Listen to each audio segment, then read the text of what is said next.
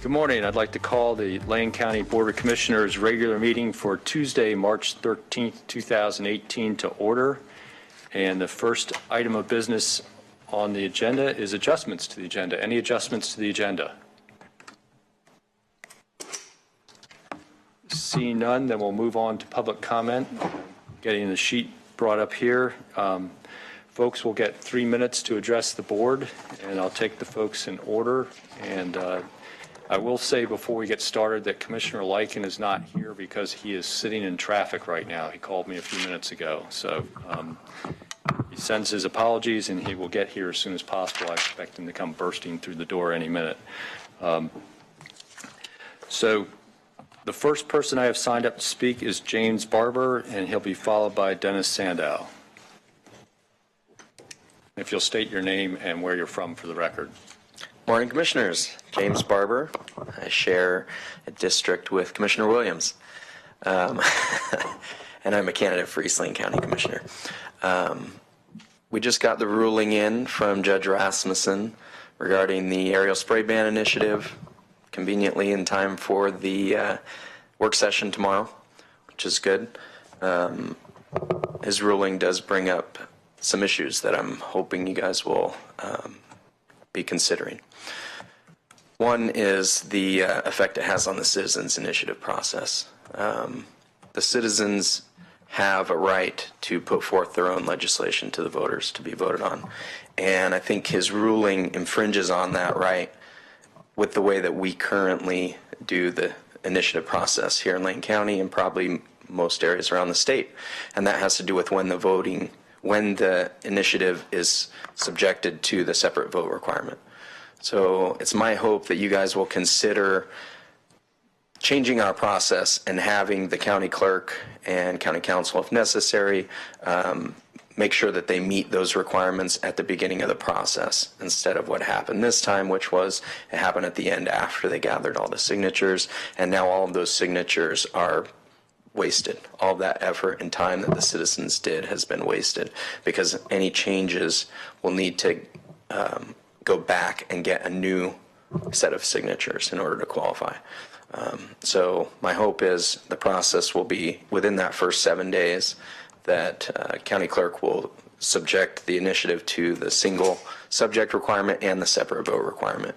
And then citizens that are gathering signatures will know that they've got a clear process from then on out to get on the ballot. And that's really it. So I look forward to the work session tomorrow. Thanks. Thank you. Dennis Sandow, followed by Helen Kennedy.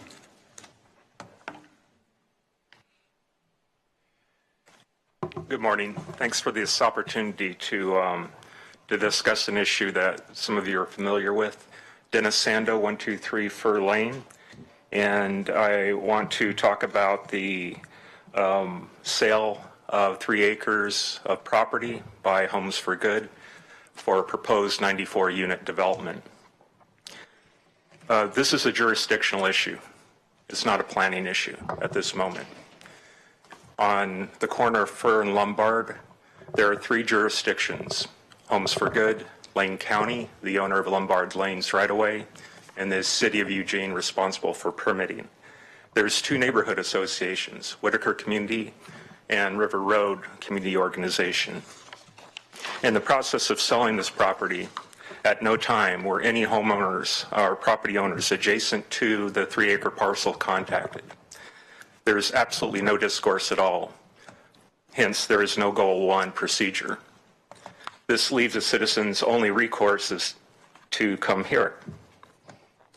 So I want to ask you to assume a leadership role as a jurisdiction, understanding that there was no Goal 1 process, and also in understanding that if this proceeds, it'll be in direct opposition to the 7 pillars of Envision Eugene, and if it proceeds with the traffic impact that we think it'll have, it may result in eminent domain. If there was a Goal 1 procedure, you would find that people with disabilities and seniors, the target population for Homes for Good, are already being supported, and that leaders in our community, like Gretchen Doobie the executive director of Oregon Supported Living, are happy to go in and help the community plan appropriately. Thank you. Thank you. Where may I leave this? Letter You of can leave it. direction. Yeah. He'll make sure it gets distributed, and we'll make sure that gets posted on the website too, Dennis. So we have Helen Kennedy, followed by Lori Smart. Good morning, Mr. Chair, Commissioners. My name is Helen Kennedy. I am president of the Friends of Marcola Schools Media Center and Library. I'm here today with Lori Smart and Jackie Rice to talk about traffic safety in the Mohawk Valley. Jackie lives close in on Hill Road. I live in the Mid-Valley on Windling Road, and Lori lives just about 2 miles from the Lynn County line right off Marcola Road. Shortly after the county published its Transportation Safety Action Plan, there was a fatal crash on Marcola Road that especially shocked our small community. Since then, we've had other serious injuries and 2 more fatal crashes in our valley. Partly as a result of the community's losses, Lori Smart and I partnered with transportation planner Becky Taylor to hold deliberative dialogue on transportation safety in our Mohawk Valley. And so today we are here to present to you our written report and recommendations. But first, we'd like to thank Ms. Taylor for her help. She's an exemplar public servant. We also want to thank Sheriff Trapp and his staff, the staff of the Tax Assessor's Office, who helped us in our project, and Lane Community College, where we received our deliberative dialogue training. Deliberative dialogue is a structured discussion. Its purpose is not so much to solve or resolve an issue as to explore the most promising avenues for action. It provides a forum for thinking together rather than arguing. This is so that people can weigh the pros and cons of an issue. When it comes to traffic safety, public opinion tends to minimize the value of safety measures and the consequences of eliminating them. The fatal crash in our community brought home to us the high human cost of unsafe traffic behavior on our roadways. So in the dialogue, we examined ways to inculcate positive driving norms, adding rumble strips to roadways, and adding enforcement staff to the sheriff's office. We held 3 dialogues between July and January. Following that, we had a community member with Sheriff Trapp, which Jackie will discuss later. A total of 22 members of our community attended at least one meeting. The population in the Mohawk Valley is about 4,500, so having 15 people show up for any meeting demonstrates a high level of interest, especially since we weren't offering any food. The deliberative dialogue process successfully increased audience participation compared to traditional government to community meetings. And over the course of the 3 meetings, people remained engaged and participation actually increased. And this demonstrates both the effectiveness of the process and the deep concern surrounding road safety. Therefore, we recommend that the county, 1, use deliberative dialogue process in its outreach programs. 2, train county staff to lead dialogues. 3, conduct deliberative dialogues on transportation safety in our rural communities. And with that, I thank you and give it to Ms. Smart. Thank you. So Lori Smart, followed by Jackie Rice. Thank you. My name is Lori Smart. I live in the town of Marcola. As stated in the TSAP, effective traffic safety is a 3-legged stool: education, engineering, and enforcement. And without all 3, Lane County will not make significant progress towards the goal of 0 traffic fatalities and minimal severe injury collisions. A summary of our major findings, results, and recommendations for each of these areas of education, engineering, and enforcement follows and is in our written report. Every community member that attended was surprised to learn that Lane County has one of the highest annual traffic deaths in Oregon, and that Oregon has one of the highest crash fatality rates in the United States. Moreover, they were alarmed that 54% of the fatalities were in rural Lane County, even though that's home to only 30% of the county's population. They were also surprised at the economic cost of crashes in Lane County. From 2009 to 14, the average annual cost exceeded $308 million, which equates to $3,500 annual cost per household. Everyone thought that additional outreach on these impacts and costs were needed in the Mohawk Valley and the county itself. Participants' response to these facts was, in several cases, to rethink their opinion regarding the cost versus the benefit of enforcement. There was initially resistance to the need for a three-pronged approach, but ultimately every participant came to agree that all three components are interrelated and necessary. The attendees were open to a positive norms approach to educating the public about traffic safety, and as a result, Ms. Taylor provided an article for our Valley's quarterly newspaper, the Mohawk Messenger, and now sends flyers on educational programs, such as the designated driver encouragement, to our Friends of the Media Center. The Friends then shares this via local bulletin boards and community Facebook groups.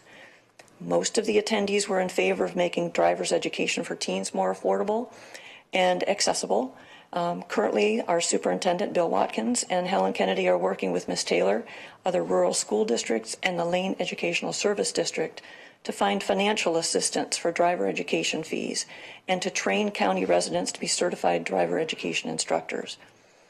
At the same time, most attendees supported the Every 15 Minutes teen program, which simulates the high shock effect that stem from fatal and severe injury crashes. So regarding education, we recommend continued sharing outreach and educational materials with community groups, in educational outreach campaigns, emphasize the economic cost of crashes and the startling increase in fatal and severe injury crashes, and commit more county staff and funds to driver education in rural communities. Regarding engineering, the attendees were more in favor of rumble strips than not, and had a number of ideas what they shared with Mrs. Taylor. On engineering, we recommend continue to implement the engineering actions in the Mohawk Valley and over the long term, add shoulders or pullouts on major Mohawk Valley roads. Thank you. Thank you. So Jackie Rice, followed by Kylas. I'm not going to attempt the last name. Good morning. My name is Jackie Rice, and I'm a resident of the Mohawk Valley. We learned, and I was astounded to fully realize, that rural Lane County has virtually no traffic enforcement whatsoever. Sheriff Trapp and the tax assessor provided additional information for our third dialogue on enforcement funding. At least $3 million is needed to fund 20 additional deputies, which would give us back our traffic team. A special levy of 10 cents per thousand assessed value would raise that $3 million. The participants agreed that a $20 levy on a $200,000 property was pretty acceptable, but we did not know the specifics of how to raise this revenue. Consequently, we held a community meeting with the sheriff to get more details. On a snowy and icy February evening, over 20 community members attended, again out of a small population of 4,500. In addition, a video of the meeting was posted on a community Facebook page, and it has over 450 hits. Sheriff Trapp explained the 93% drop in federal timber funding since 2001, which resulted in the elimination of the traffic team. He stated that the county needs another 20 deputies to meet the norm for deputy services, and based on a countywide study and the jail levy voting results, rural voters apparently do not support law enforcement in terms of more sheriff patrols.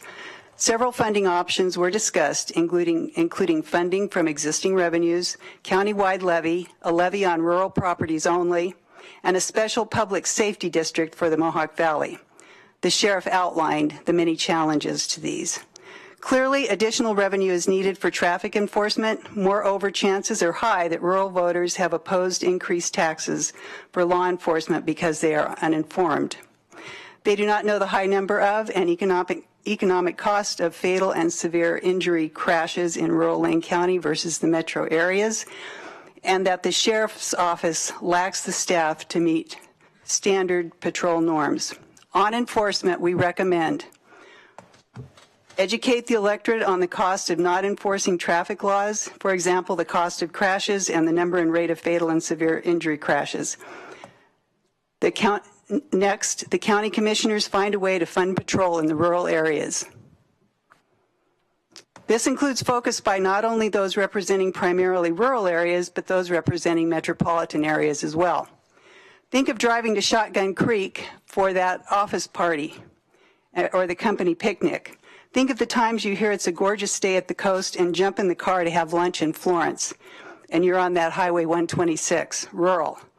To reiterate, we recommend the county commissioners find a way to fund patrol in the rural areas. Conclusions. Use of the deliberative dialogue process, increased public understanding of what is needed for the county to reach its goal of 0 traffic fatalities. Traffic safety is a three-legged stool: education, engineering, and enforcement. Without all three, the county will not make significant progress. While the county is making progress on driver safety education and engineering actions, it lacks sheriff patrols. The three-legged stool remains broken. Thank you. Thank you. So, Kylas, and if you wouldn't mind pronouncing your last name for me. And then I think there were a couple people that came in late and signed up, if I could get that other sheet. No one signed up? Okay.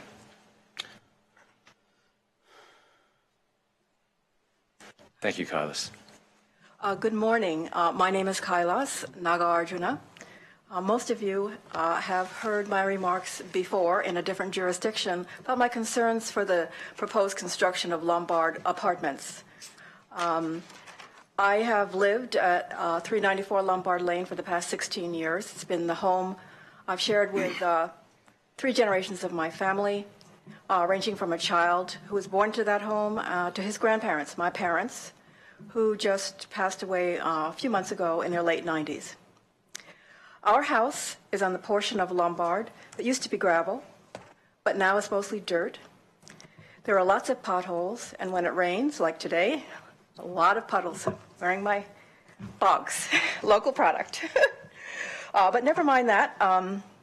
The house, built in several stages since 1998, faces on a beautiful meadow that is enjoyed by everyone in our neighborhood, people walking to the bike path, often with their dogs, people picking blackberries in the summer, and when fall comes, walnuts from the 5 or 6 very tall trees that grow there. Every year, the field is full of Queen Anne's lace. It's a floodplain. But we've taken our chances because of all the benefits to our health and spirits, and also the opportunity to regularly chat with neighbors as they stroll by. My nephew, elementary school age, would walk with his mother from our Lombard Lane home to the school bus in the Maury Jacobs parking lot at the end of Fur Lane. Even in the current situation, everyone walking or driving on Lombard Lane needs to be careful of the unregulated intersection at Briarcliff Lane, as well as the intersection at Fur Lane. Please consider that any significant increase of traffic along Lombard Lane will certainly represent a hazard not only to the school bus children, but also to the children at the Parkside Community Preschool, as well as to the many people who walk or bike to and from Maury Jacobs Park along Fur Lane. Finally, there's my personal worry that the value of my home will significantly decrease, that a new, wider, heavily trafficked road will entail the loss of at least part of my property. There is a mature Italian plum tree near the border of the property. I might lose it. And I don't know whether it would happen, but I don't know for sure that because of the need for a new street or streets, my house could be lost altogether through eminent domain. I've heard from friends that years back, when the city or county was contemplating a bridge for vehicular traffic across Willamette and right through Maury Jacobs Park, property seizure by eminent domain was a very real threat to our neighborhood. Thank God that didn't happen. Our city would have lost a much cherished corner of yourself. I thank you all for your patience.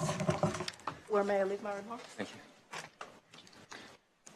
So that's everybody I have signed up to address the board this morning. Is there anyone else who would like to speak? Come on up, and if you'll state your name and where you're from for the record, and then I'll start the timer for your 3 minutes. My name is Kelsey Handonen, and I'm here to talk about the Lombard Street Apartments. I live on 1455 East Briarcliff Lane, so this would directly affect me and my house and my neighbors. I just want to say good morning. Thanks for taking the time to do this meeting. I'd like you to please consider stopping the sale of this property. I feel like the lack of community involvement has really been a lost opportunity to make that property something special. I don't think that the company who is putting this proposal through has really considered the impact that this place would have on the environment around and the people that call that place home. I do absolutely love that neighborhood, and that's one of the reasons I was so excited to move there 2 years ago, is the fact that it was on a dead end and it was quiet, and it was just kind of really picturesque. I think having an apartment back there with 3 acres of pavement would affect that very mushy, it has some mushy spots. It would affect it very negatively. That's a floodplain at the end of the day, and putting apartments there, I just feel like is a really bad idea. I think we could do something much more creative to generate revenue that the city badly needs in a way that the neighbors would also be happy and proud to still call that area their neighborhood. I hope you guys take this into consideration and really take the time to do the surveys that piece of land really needs and deserves. And let's do something cooler than apartment buildings over there. I really think that the city of Eugene has the creative powers to do something that would make that place really special, and I know you guys are the people to do it. So that's my statement. Thank you so much. Thank you. So anybody else that wants to address the board this morning? Seeing none, then we'll move on in our agenda to Commissioner's response to public comments and or other issues and remonstrance. Commissioner Farr.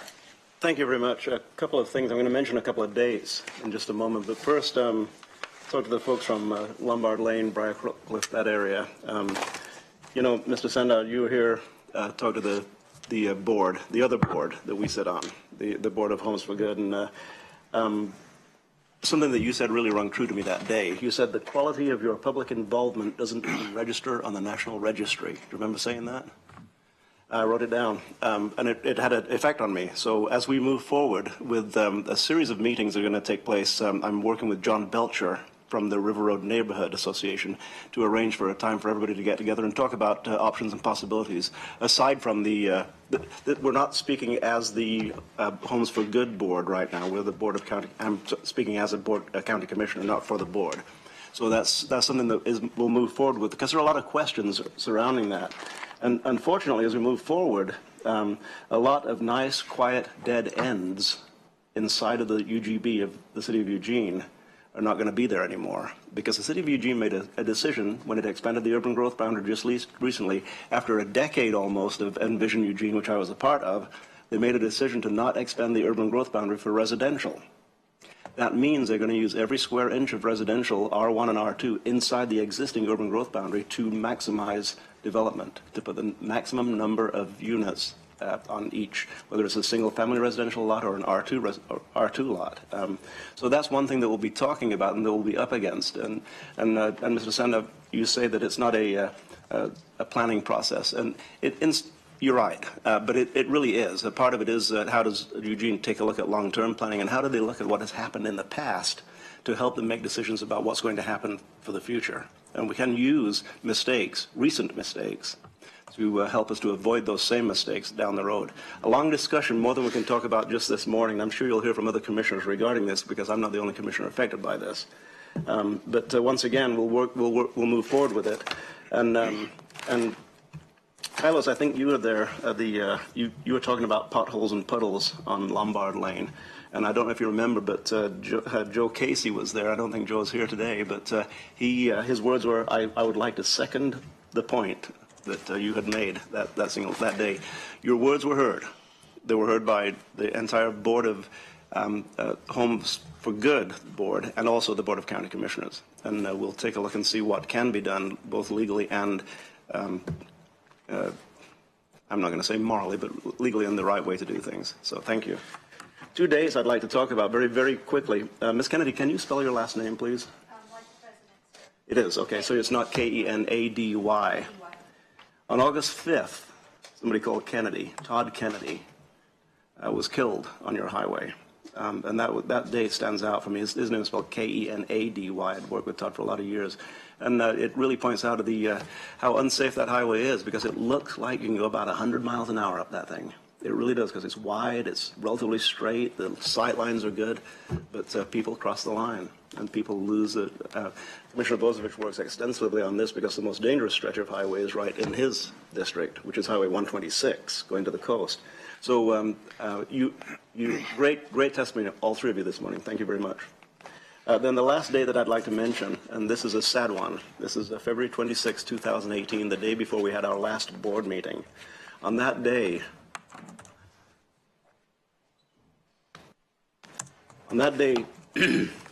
Chloe Wilson decided to end her own life in Bethel. Chloe was 15 years old and had been the victim of bullying, predominantly cyberbullying, and most of it in the form of bullying the cyberbullying that disappears after a short period of time. People post pictures, post comments, and wreck people's self-image, particularly young people who are struggling to gain their self-image. With Chloe Wilson, she decided to end her own life that night. And it really brings to the forefront the fact that we have to, as a federal government, as a state government, as local governments, we have to take a look at what can we do to stem this wave, this crisis, this epidemic of cyberbullying that is causing people sometimes to even take their own lives, but many, many times to drop out of school, many, many times to lose their self-image and creates adverse childhood experiences that parents never hear about. You know, kids don't talk to their parents about it. Kids don't talk to even each other. They're ashamed because of the things that people say about them, and it creates a shame inside of their bodies, inside of their lives, that manifests itself sometimes in horrible, horrible ways that affect all of us around. So it's something that we need to keep at the forefront of our attention right now. We have just 2 weeks ago, only 2 weeks ago, Chloe killed herself. She hung herself in her bedroom.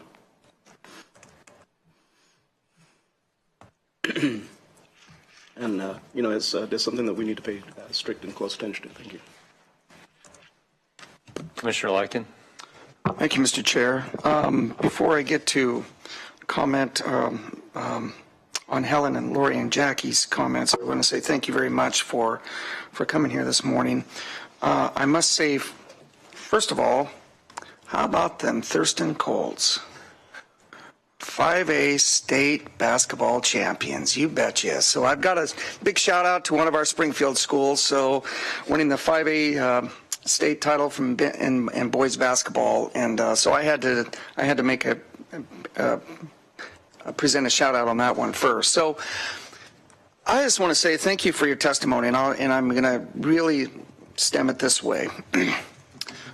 We have been trying desperately. In fact, we've been holding media events. We've had the media come. We've talked about the issue of Lane County and the fatalities that are happening. So Lane County has led the state in fatalities in 2014 and 2015. And you're right, more than half are on our rural highways. They're not in the urban area, they're on rural highways. And it's a big significant issue. And I'm glad you talked about the three-legged stool, because that is so important. What we've been able to do through our staff and through engineering and work towards is two of them. And that one that's missing, in fact, we've talked tremendously about this issue, is the enforcement side and the lack of that we're having. We're not the only county suffering from that. In fact, I would say the majority of the southwest counties in particular are going through the same issue because of the lack of the timber revenue that has come back. So Washington, D.C. did two things here. They sharply curtailed harvesting, but then they were providing what was called secure rural schools, so dollars coming back. So not only did they sharply curtail harvesting, they ended the secure rural schools, so that those dollars have pretty much dried up. And so that's been a significant issue. But I will just say, for the three of you, I want to say thank you very much, because we can hold media events, we can talk till we're blue in the face, but it's actually going to take the community members like yourselves to and like you said, I thought that was fantastic. Over 20 people on an icy day coming to really provide, to get more information. And not only have we been talking about this at our Area Commission on Transportation meeting, but Commissioner Farr and I serve on what's called the MPC, or Metropolitan Policy Committee. We talked the same thing about the issue that's going on in our in Lane County, fatalities. And it's really going to take more folks to come and at these community meetings. This is something I've been talking about now for years, because Lane County, believe it or not, is second in the state, the most county road miles, second in the state, only behind Malheur County. Think about that for a second. We also have more county-owned bridges than any county in the state of Oregon, 420, that we have to maintain. Those are our bridges, not state. Those are our bridges that we have to maintain. So it's a significant amount of work. And this is something I've been advocating significantly for the last, I don't know how many years. And I currently I've served as co-chair of our Association of Oregon Counties Transportation Committee. I was appointed to the National Association of Counties Transportation Committee. So we're trying to come up with different things, because literally Lane County is not the only county that's problematic. Clackamas County is actually second in fatalities on county roads. And they're also third highest amount of county road miles in the state. So what we're trying to do is not only just attack this from Lane County's perspective, but kind of attack this from a statewide, because other counties are going through this issue. But the point I really want to make is the three of you, I can't thank you enough, because we have been talking and talking and talking, and it seems like we don't hear from community members. All of a sudden this morning, we hear from you, and by the way, this is great. This is really, really good. I'm looking at this and I'm thinking, man, this almost looks like it came from Lane County staff. No, and I want to say thank you very much. This is really well done. And in my opinion, this is a really good model that we can use to advocate and to get more folks in the community to take a look at this and realize we cannot be playing around with this. And it's a real issue. And so I just want to say to the three of you, thank you very much. And I appreciate that. And I look forward to dialoguing with you on this and more things going on that we need to do to deal with as far as our roads in Lane County, and especially our rural highways, because you said something I think is very important. It's not just folks who live in rural Lane County that are having the fatalities or having the accidents. If people want to go to the coast, if people want to go up to the mountains and they live in the urban area, something like that can happen too. So this should affect all of us, not just the folks who live in rural Lane County, but this should affect everyone in the Eugene-Springfield metropolitan area, which, by the way, Eugene proper, Springfield proper accounts for 65% of the population. The metro area is 75%. And frankly, I plan on actually copying this and sharing this with folks, because, and I can't thank you enough. Thank you for doing this. Really appreciate it. Commissioner Williams. Thank you, Mr. Chair, and thank you, ladies, for your outstanding work in this. There's a little more that I could add that hasn't already been said, and so in the interest of brevity and time, I'll just say thank you for this work. I am in total agreement with Commissioner Likens' analysis and assessment of what you have provided for us. It's a great guide and template, and can't thank you enough for your hard work. It's grassroots efforts like these that make change, and I'm very, very pleased that you ladies have taken the time and the energies to do this. I know it can be exhausting work, but this is worthwhile. This can save lives, save injuries, property damage, all the above. Thank you again. Commissioner Sorensen. Thank you. To our commenters from the River Road area, I'll just say thanks so much for your advocacy, and if you have received all the information you need, then I don't think you'll need to have any follow-up, but I would recommend you email Jacob Fox, the executive director, and copy the Housing for Good board if you haven't received the information you need about the process for the sale and the notifications, if any, to the landowners, and any other questions you have about that issue.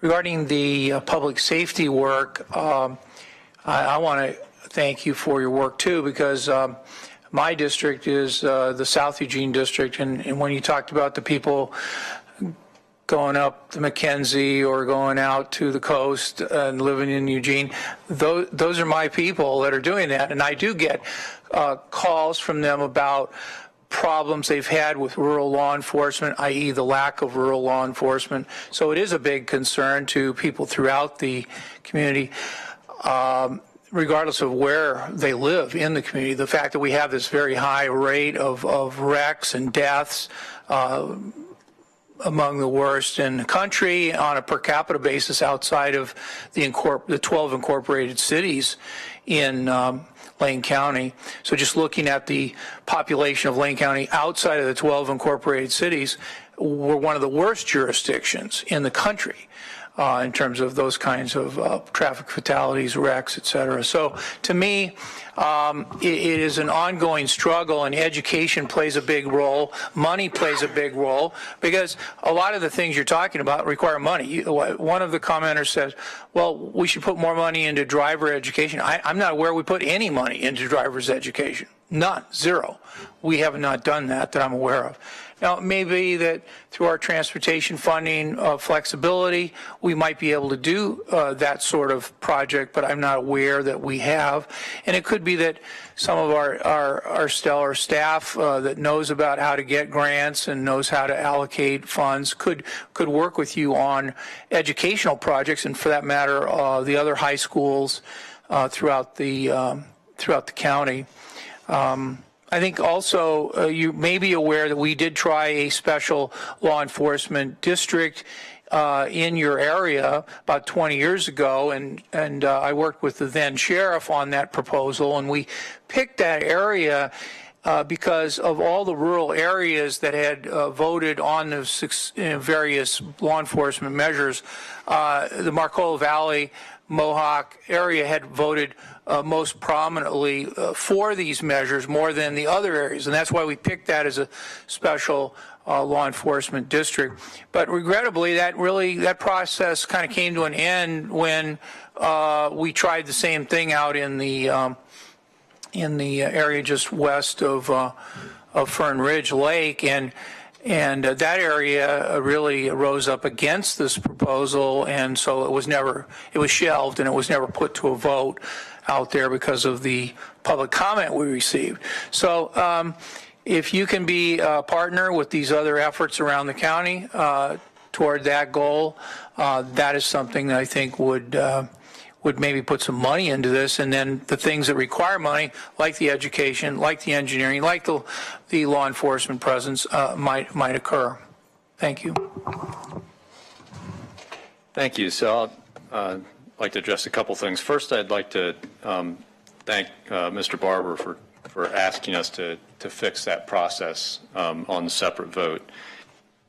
If folks can remember a little history, back in July of 2016, the existence of ORS 203-725 was brought to our attention, and the requirement that initiatives that amend county charters for home rule counties had to meet that separate vote requirement. At that time, we started a discussion about whether we wanted to revise our rules specifically to do that review at the front end of the process. This room got filled with people thinking that what we were trying to do was derail three specific initiatives at the time, and therefore, and the local Register Guard actually had editorials saying don't touch the process, don't mess with it. So we stood down and did not enter into a discussion of fixing that part of the process. And lo and behold, this morning the Register Guard seems to have changed their tune, and we're actually hearing from proponents of those measures, because I said at the time, if we don't fix the process and we allow people to gather signatures without going through the separate vote test, ultimately they're going to have to pass that test either before it's placed on the ballot or after it goes through the ballot and get a follow-up legal challenge. And ultimately, if it doesn't meet separate vote, it will be declared an illegal ballot measure. And all the time and human capital put into collecting signatures and trying to achieve the ballot will be wasted. And I said that back in the summer of 2016, and it's still true today. So I'm glad that folks are starting to recognize that, and hopefully once some of the emotion and the dust settles, and it's not about any specific ballot measure, it's just about having good process, we'll go through the process of amending our rules so that test happens up front. Because I agree with you, that's when it should happen, before people spend that human capital and waste their time. Because think of how much those people could have been doing volunteering for some other good cause rather than being out collecting signatures on a flawed initiative process. So I really appreciate the testimony of Mr. Barber this morning. As far as the River Road property goes, I think one of the things we're facing there is really the dichotomy that's happened all along River Road in Santa Clara. And it is generally a rural neighborhood. I lived on Hardy Avenue, Horn Lane, Hardy Avenue, and Sunnyside before I moved out to Elmira. So I know that neighborhood pretty darn well. And it's always been an issue. I mean, I served on the River Road Santa Clara Urban Services Committee back in 1999 as we were starting to look at the conflict of the developments that were happening out there that were so incongruous with the open section roadway large lot that existed out there. These postage stamp little, where they would basically take a large lot and make 3 lots out of it, next to, and there's a lot of conflict going there. But it's part of the inventory for residential property of the city of Eugene's 20-year growth plan.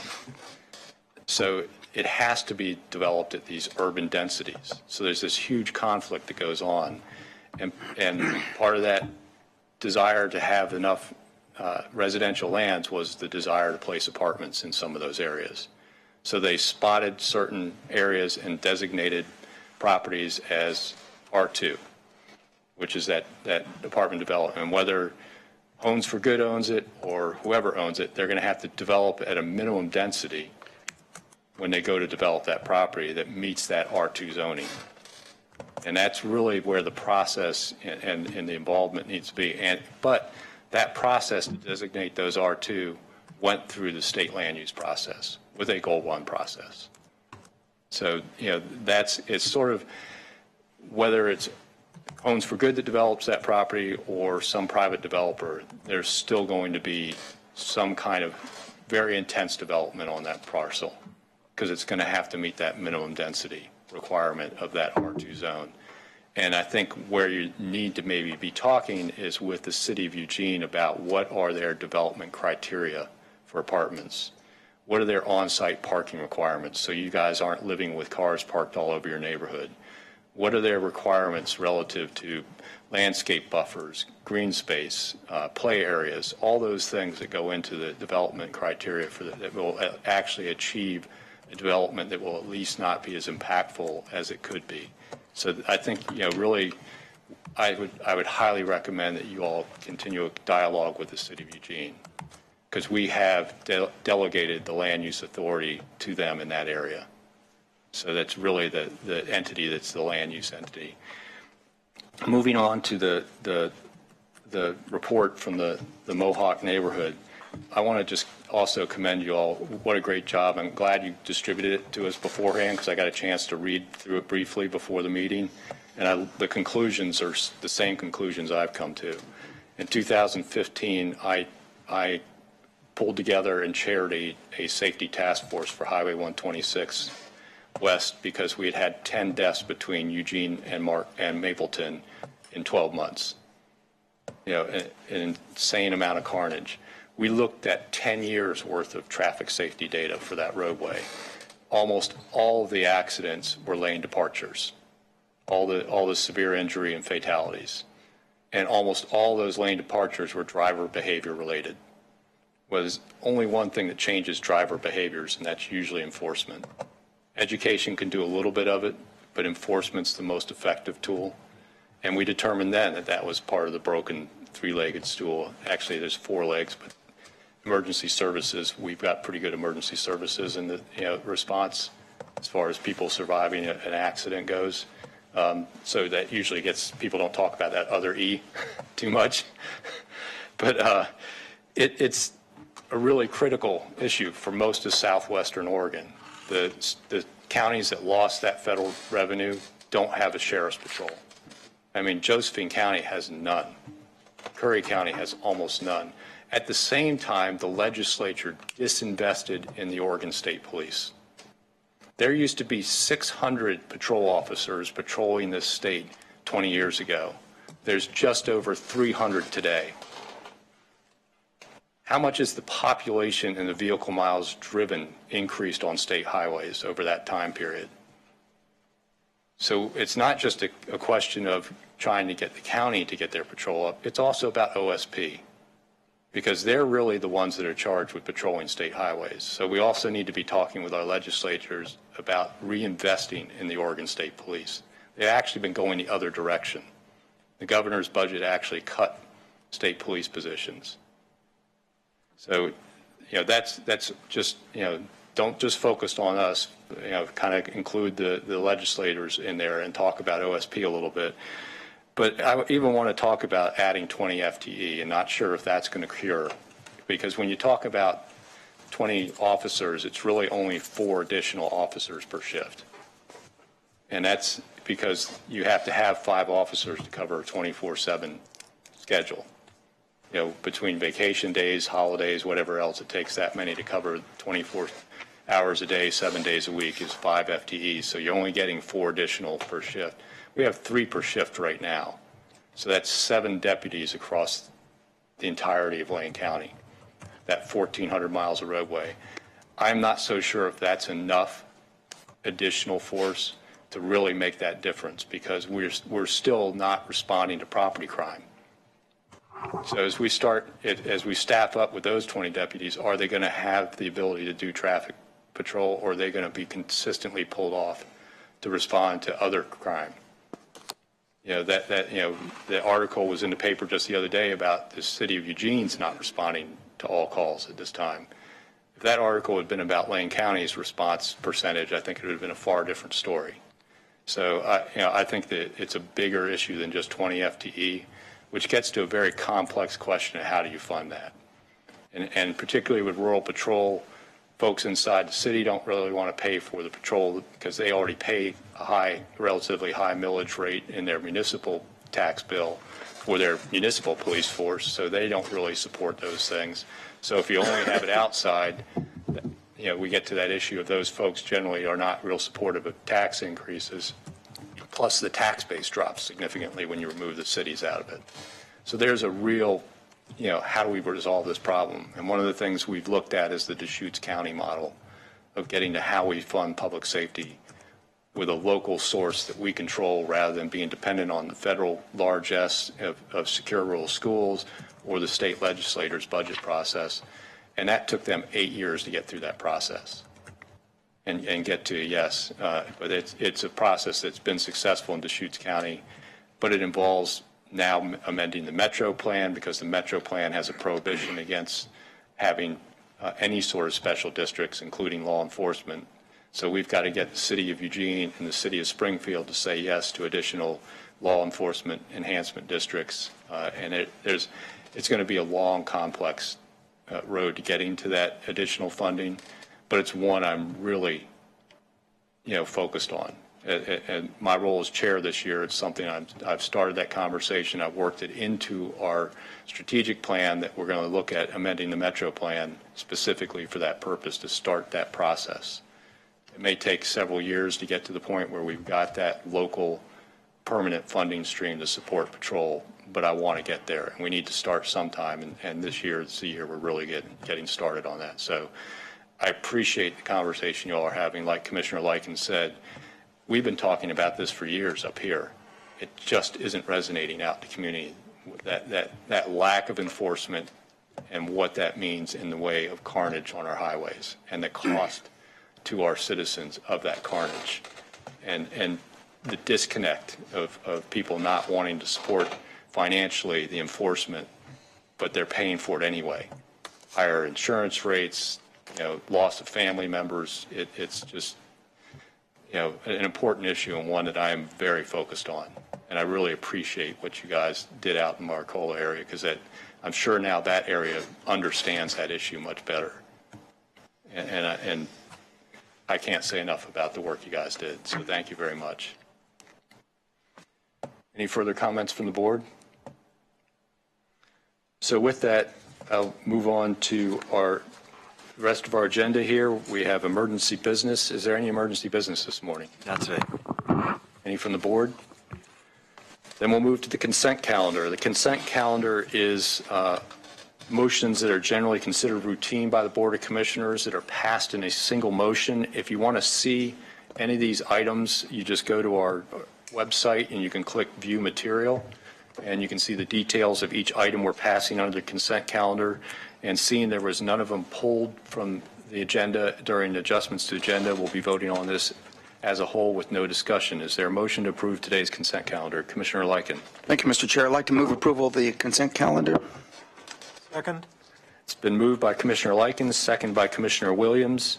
All those in favor, please say aye. Aye. Any opposed? The motion passes unanimously. So that gets us on down to county administration and announcements. Thank you, Mr. Chair. Just a few things here this morning. Give you a little bit of an update, and I'm sure Commissioner Lyken and Commissioner Farr, who were also in Washington, D.C. last week for the National Association of Counties Legislative Conference, will have some comments to make under board announcements.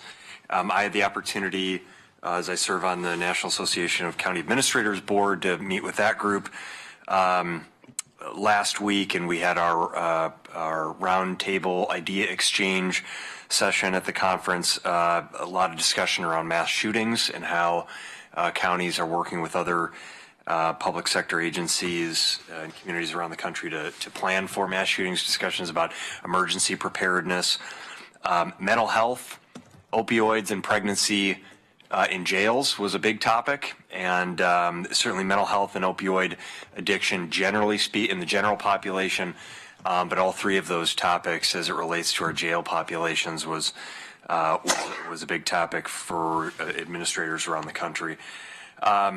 So really good opportunity there. And then Commissioner Lyken and I had the opportunity on Monday and Tuesday to meet with the Senate Agriculture Committee majority staff to talk about forest management policy. That was a really good discussion to hear where that is at and what we can do to work with representatives on both sides, in both the House and the Senate, and in both parties to continue to move forward with a responsible forest management package.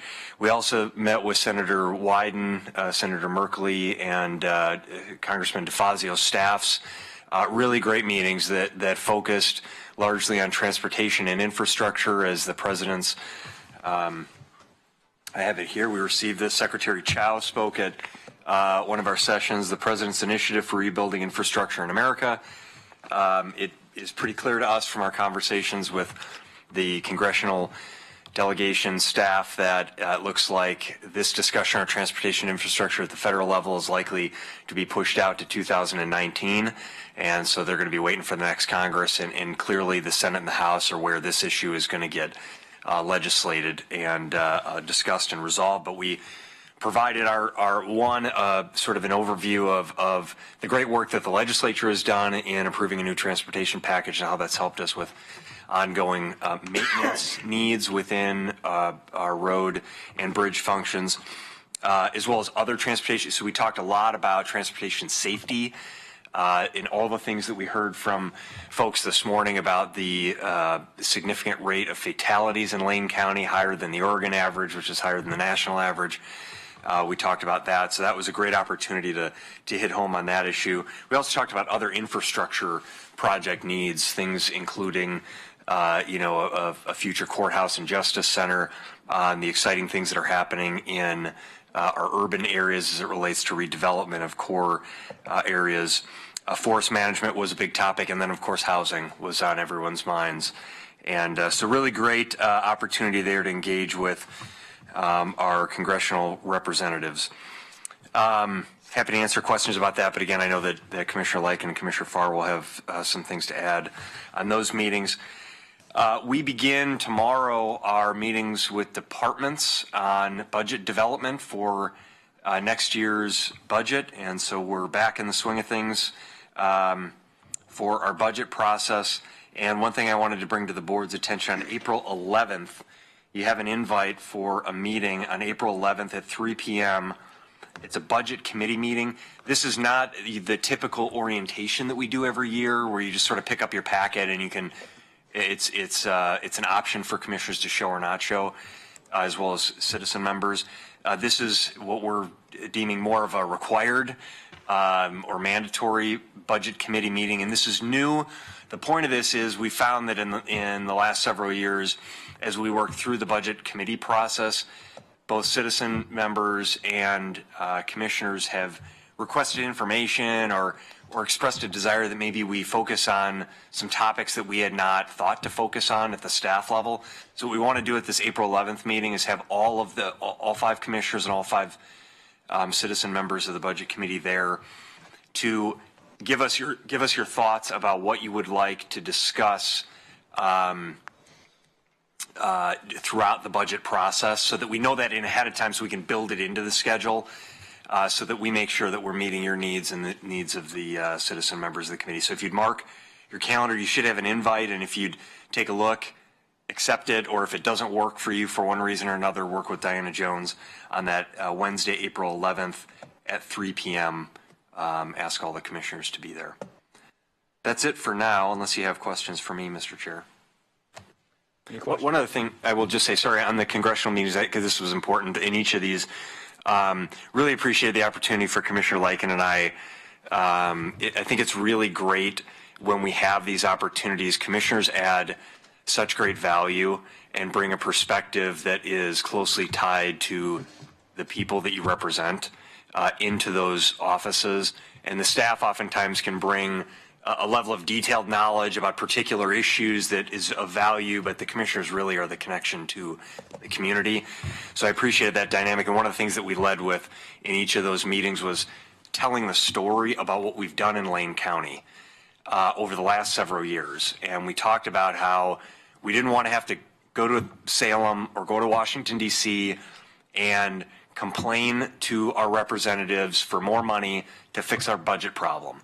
That we felt that was an issue that we needed to take on ourselves. And so we have really turned ourselves inwards in the last few years, worked hard to get our own house in order so that when we go and lobby to our state and federal representatives, we can say, we have our house in order.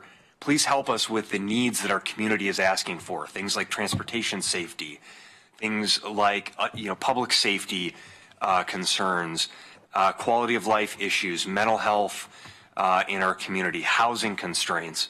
So I think that was a really important message. It was very well received by the representatives that we met with in appreciation for the fact that they understand that cities and counties have struggled with budgets over the last several years and coming out of the downturn in the economy, and they appreciated the efforts that we've made to get our own house in order.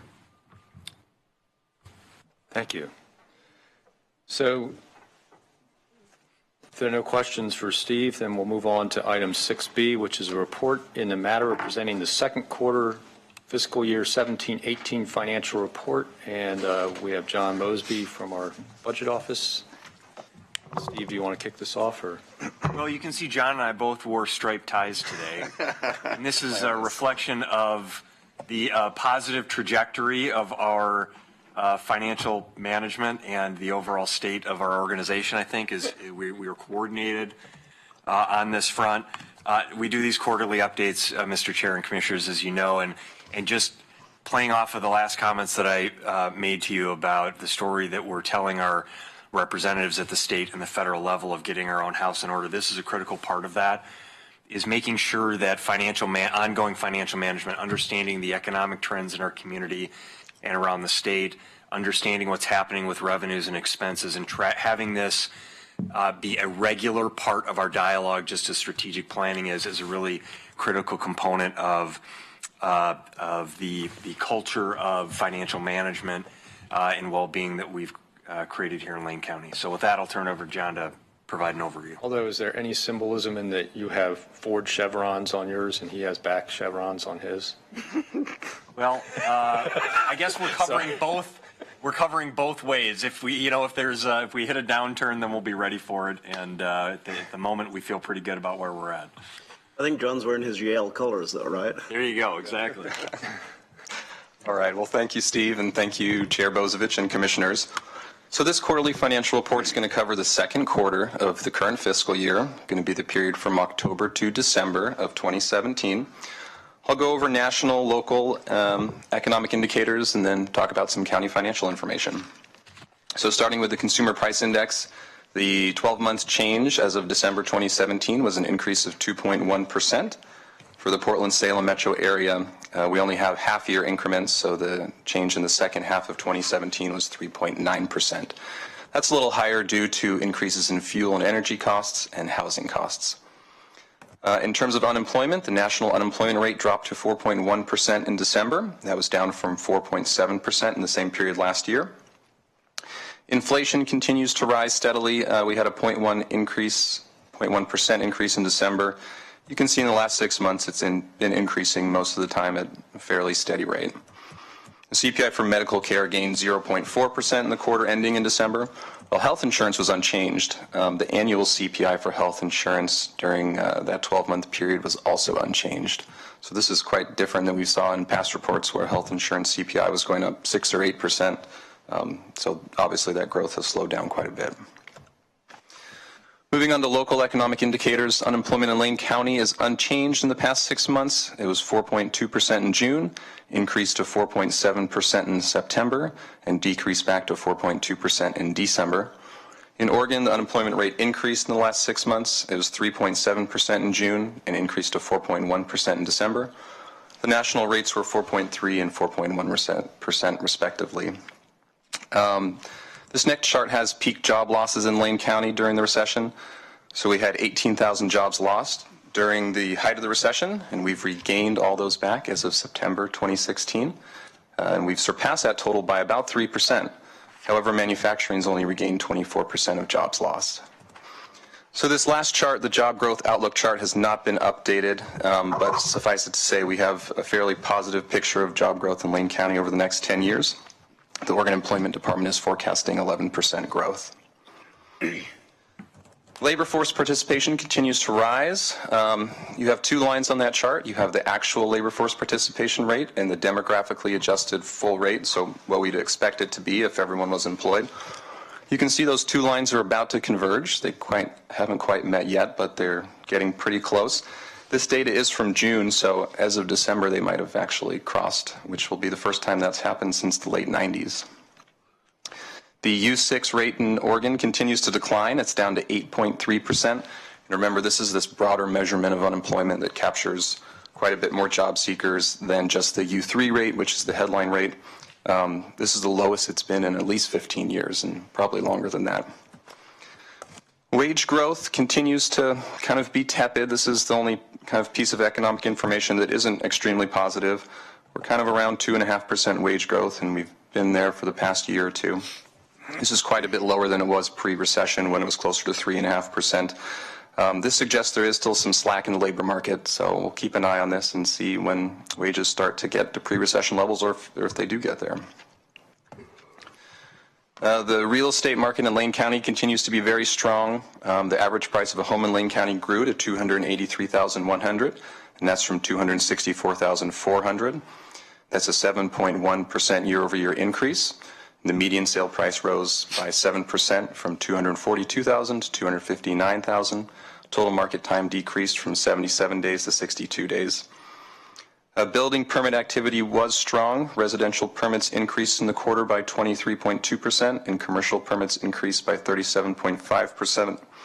One caveat to that is the second quarter of 16-17 was fairly poor, so while the year-over-year increase looks good, we're kind of getting back to what we saw in other quarters. It's more of an average quarter overall. So now we have some county financial information. This is the all county funds chart. I think the piece of information to zoom in on is the total revenue line. So we receive 48.99% of budgeted revenue. We've received 86.303% of taxes and assessments. That's because our property taxes have come in. Federal revenue, we've only received 20.89%, which is pretty typical this time of year, as that's received later in the year usually. But overall, we're on track and where we expect to be. In terms of requirements, we've expended 38.87% of budgeted expenditures.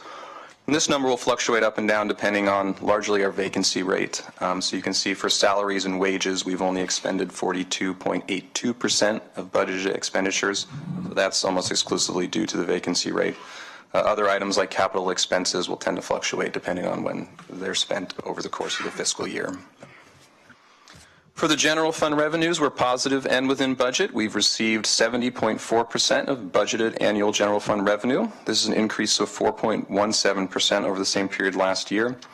So it's a bit higher percentage than we've seen in prior years because we received O&C timber payments in the 2017 calendar year. Typically, we receive those after the end of the calendar year, a bit later in the fiscal year. But because we received it sooner, we have that increase. But beyond that, this is largely where we expect to be in terms of general fund revenues, as we've received most of our property tax revenues by this point. For general fund expenditures, we're also positive and within budget. We've expended 44.16% of budgeted expenditures. This is a slight increase, 0.68% over the same period last year. As with the all funds chart, this will kind of move around depending on our vacancy rate, but this is largely where we'd expect it to be at this point in the year. For the road fund revenues, we're also positive and within budget. We've received 42.48% of budgeted road fund operating revenue. This is an increase of 1.21% from the same period last year. Largely, again, where we expect to be at this point in the year. You can see the overall budget itself went from about $30.7 million to $31.9 million, and that's due to some of that state transportation package dollars that we've included. Finally, road fund expenditures are positive and within budget. We've expended 40.45% of annual road fund operating expenses. This is a decrease of 2.81% from the same period last year. So just like with the general fund and the all fund, expenditures are going to vary largely based on vacancy. In the road fund, it also vary based on the timing of capital projects. So this is a slight decrease from expenditures versus prior year, primarily due to timing of some of the projects that we need to complete. And that's all I have for you today. I will say one more thing, and that is that Mr. Brian Rooney will be here in June to talk about some economic information as requested during leadership team. So I'm sure he'll have a lot of deeper comments on some employment data, but that's something that you can look forward to for the next quarterly report. The centre halfback for England? All right. Commissioner Sorensen. There was a article in one of the newspapers locally about the receipt of marijuana taxes. Has that changed that Lane County still has really received very little marijuana tax money? I don't have specific budgetary numbers for marijuana right now. I'll look into that and make some comments during the supplemental budget next week because that's coming forward. So if we or maybe in June too, in looking at the quarterly report. Yeah. What was your path to? What questions are you going to ask to lead to the report that you might give on the budget during the supplemental budget? During the supplemental, well, in regards to marijuana specifically, yeah. I can talk with our budget manager, Christine Moody. I know she tracks that state marijuana revenue, and we'll adjust the budget if we project that it's coming in higher than we anticipated at the start of the year when we were creating the adopted budget. So I'll work with her to get those figures, and I'm not sure if it's being adjusted in the supplemental budget. If it is, I'll talk about that specifically, and if it's not, I can add some comments as to why it's not being adjusted. All right, thanks. Mr. Chair, Commissioner Sorensen, we were very conservative in how we budgeted marijuana revenue. I think over the last fiscal year and this fiscal year, because there's been so much uncertainty about what local governments and counties would actually collect. So we have seen, it shouldn't be surprising. I don't think that we've seen revenue exceed what our projections were because we really undershot that number. We felt like it was better to undershoot than to overshoot. We typically do that with revenues that are uncertain PILT. for example, because PILD gets reauthorized every year, but not until the end of the year, we tend to sort of undershoot what we project there. So you should expect to see a larger than anticipated, but it's still a number that is changing as the state formula has changed. It went, I can't remember, but we should bring this next week when we report. The formula was based on it was a straight percentage, and now it's gone to number of dispensaries is a portion of that revenue. So anyways, I just want to provide that caveat that we've been pretty conservative in how we estimate that revenue coming in. Any other questions? Commissioner Farr. Not questions on your presentation, John, which was excellent. As always, you provide great numbers and reflect the solid budget management that has been taking place in the county since, and I'll say since Steve Mokrahayski came on, just maybe coincidentally, I don't know, as our county administrator. But I wanted to talk about the process a little bit that you've outlined, and we also are goal-oriented, and you have goals for providing the additional budget information, regular goals. One of them is expanding the overall discussion of the budget to go beyond the annual budget building process to one consistent of an ongoing dialogue on budget execution and future budget projections. Quick question on that is, how do we currently, or do we have a plan to involve the Citizen Budget Committee in this presentation or receiving this information? Did they receive this information throughout the year, or is that something that we hope they catch up with during the regular budget cycle? Yeah, so we don't specifically send it to the members of the Budget Committee. Obviously it's available to the members of the public through webcast. We do post these quarterly reports online. That's certainly something we could discuss if the board feels there's value to send this report to the Budget Committee. And that may be incumbent on each of us, because we each have an appointee to the Budget Committee. Maybe we should each talk to our own appointees and make sure that they're taking a look at this as we move through the budget process. Because sometimes, well, always, what happens throughout the year is informative as to how you prepare the next budget. And then the more informative we are, then the better off we are going to be preparing the budget. The last thing I'd like to mention on that is that Commissioner Lyken and I sit on the Finance and Audit Committee, along with Mike Coles, the assessor. And we do hear things from time to time that aren't necessarily contained in reports, in budget reports. Sometimes it's directly how we're using our budget. Sometimes it's peripheral things to the budget. One peripheral thing that Commissioner Lyken and I heard about just at the last Finance and Audit Committee meeting was pretty amazing. The way we handle our investments, the large amount of investments, which I think is around $280 million that we have regularly invested, and how swift we are in adapting to making certain that the maximum interest is received on those. Pretty informative meeting that we had, Commissioner Lyken, 2 weeks ago, regarding the performance of our finance department from top to bottom across the board, making certain that every penny that we have stewardship over is used most wisely. So thank you for that, and thank you, Ms. Mokrahayski. Mr. Chair and Commissioner Farr, I think that's a great suggestion about making sure that we get that Budget Committee members receive this report, and that we also invite them in advance to let them know that it's difficult for folks to be able to come to these meetings. But the whole point of these reports is to integrate financial management and analysis into our ongoing conversations. We do it at the staff level, but it's important that the board talk about our finances and our local economy more than just once a year. And so that was the point. And so including the Budget Committee members in that process is because otherwise they just show up for 2 weeks of the year, and there's a getting up to speed process. So appreciate that. And we will certainly follow up and make sure that we're sending these quarterly reports to the Budget Committee members and giving them some advance notice so they can come if they're able to. Thank you. Good job, John. Thank you. Thank you. Commissioner Lyken. Thank you, Mr. Chair, and thank you, John. I really enjoy these reports when you present them to the board. I think the thing I really enjoy most is it's not so internal. You're talking about the external things that could potentially affect our county and the work that we do. And yesterday, I think some of us had the chance to meet Austin Ramirez, our new economic development, who will be working on rural economic development, and will answer to Sarah Means. And I think a lot of this goes hand in hand because, while we have our districts, we're here to represent the entire county. And and especially as we move forward on some of our what I call our significant economic development opportunities before us. It's interesting because having this conversation with folks not too long ago, you know, when I was mayor, when we talked regional economic development, we kind of focused really on Springfield first, Eugene.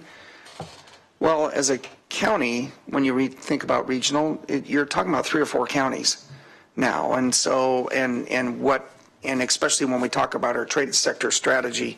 So this really goes hand in hand. And so when you get information like this, it kind of tells you, okay, where are some of the areas, and I appreciate the like, for instance, I think the recovery since it began with the Obama administration, it's been talked about as a recovery that without almost a jobless recovery.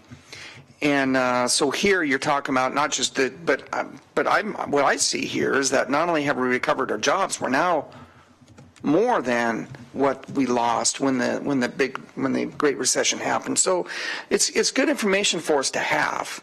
And so when we're out talking, not just to our citizens, but we're out talking about economic development opportunities, what that means for Lane County, and the I would say the not just the how many jobs, but the wages some of these opportunities provide. We can go to this and talk about here's where we are, here's where we were 7-8 years ago, here's where we are today, and provide roadmaps to folks who are interested in coming here. So that's the thing I really appreciate. It's the external piece and not so internal, because we can have a lot of discussion on the internal aspects, the budget, so on and so forth. But what's helpful is the external, and because many times that helps the budget, especially in the property tax base, expand, and that's going to be key. So thank you, and I think these quarterlies are really, really good for us to just see and kind of give us a snapshot where we are today and where we're going. So nice job. Thank you. Any other questions for John? Well, I just want to say thank you again for a great report. I think I'm not going to repeat some of what's been said, but it's great that we're kind of doing this on a regular basis and keeping track. And I think it's just part of that good story we told back in Washington, D.C. about how we've gotten our own house in order and we're paying attention and tracking. You know, that's part of it. It's not just about setting up the plan, it's also monitoring the plan. And are we on track? And I think that's part of these quarterly reports, is that monitoring of the plan. You know, you can draft whatever strategic plan and budgets you want, but if you don't monitor your progress, then they're just a piece of paper on a shelf. And I think this is part of that monitoring, so I appreciate the report and look forward to seeing you next week for supplemental number 3. So thank you, John. Thank you. So we are a little bit ahead of schedule, so I thought I'd give an opportunity maybe for us to take care of some commissioners' business, and that way we can make sure that Commissioner Farr can get off to his noon appointment at Willamette High School. I just received a message that's been changed to tomorrow, so. Oh, okay. I'm covered. So you're okay. But thank you for that consideration. Still, I'd like to start 10:30 with a time certain, because if there are folks that are tuning in remotely through the web, they'll be expecting us to start then. So that's why I'm going to keep you guys sitting there for a few more minutes. And I don't think we have any county council announcements today because we don't have need for executive session, and we'll be seeing county council tomorrow at the work session. Commissioners' announcements. Any announcements from commissioners? Commissioner Lakin. Thank you, Mr. Chair. So I think Steve hit on some aspects of last week. So in Washington, D.C., the NACO trip, first of all, it got really exciting. Just the flight out there was very exciting, and my flight got completely canceled. Steve was able to make it way early in the morning. His luggage was basically found him, I think, a day later almost, and so. Been there, done that. Yes, you have. And mine got canceled. I then flew out the following day. So the nor'easter, but what was affecting Washington, D.C. were the winds. And so flying into the Reagan International with 60-mile-an-hour winds didn't really sound overly appealing to me. So anyway, it is right along the river anyway. And so so that was very exciting just to get out there. But the conference itself, I thought it was a good conference, and I think the meetings that we were able to have, Steve touched on really some of the key meetings that we were able to present, and Chair Bozovich, you just said something I think is really key. What we were able to tell the Lane County story about getting our house in order, and then talking about what are some of the needed areas that we could capitalize on as with our federal partners. And I thought our meetings, in particular with the majority staff of Ag, was excellent. But I thought our meetings with the DeFazio and Wyden staff were terrific. And one of the things, I think I text you, Chair Bozovich, and let you know that they are going to clearly advocate on our behalf with ODOT and 126 West, and hopefully declaring that a critical freight route, which would be significant for us for future funding. And so we'll see where that goes, but we should hear from their staff.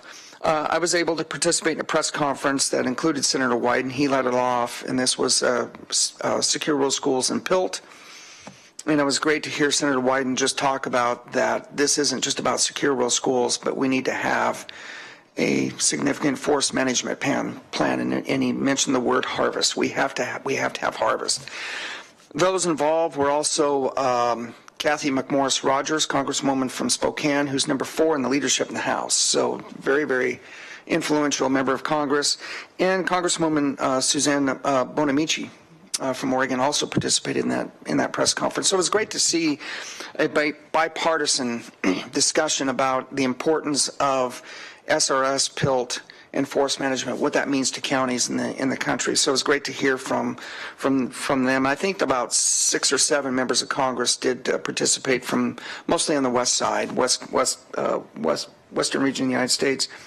And then finally, we did hear from Secretary Chow, and it does clearly sound like the if we're going to get any sort of major T&I, it'll be probably 2019. I did hear Speaker Ryan talk about that instead of one full huge package, that he may like to maybe chop it up into 5 separate type of packages that might make it easier to pass something from and doing that way instead of just one giant one where you'd have all sorts of who knows how many amendments or potentially no's that could have been yeses. So it's clearly on people's minds, which is great, and we'll stay tuned. NACO is clear; we're at the table, and which is important.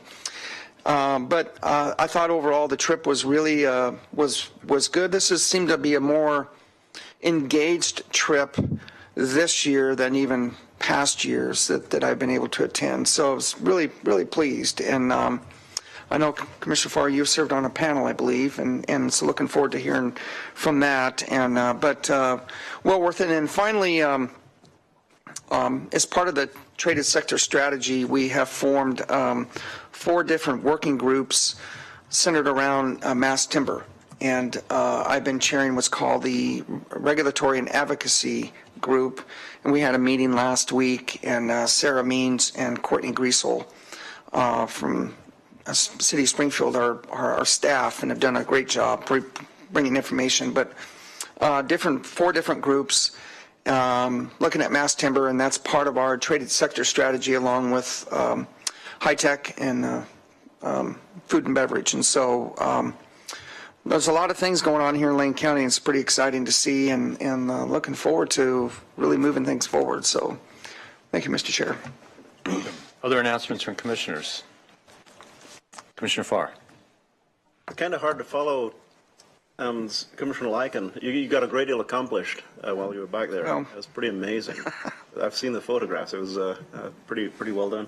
My trip was a little different focus. I did have the panel that I served on, which was very interesting. It was a panel talking about how to effectively gain public support, particularly when looking at ballot measures. And we talked about our ability to pass the public safety levy. Also talked about our ability to engage the public in initiatives such as Operation 365. I'm not going to go into much detail with that, other than, Jay, you made note that I sat on the panel with there were 2 people on the panel with me.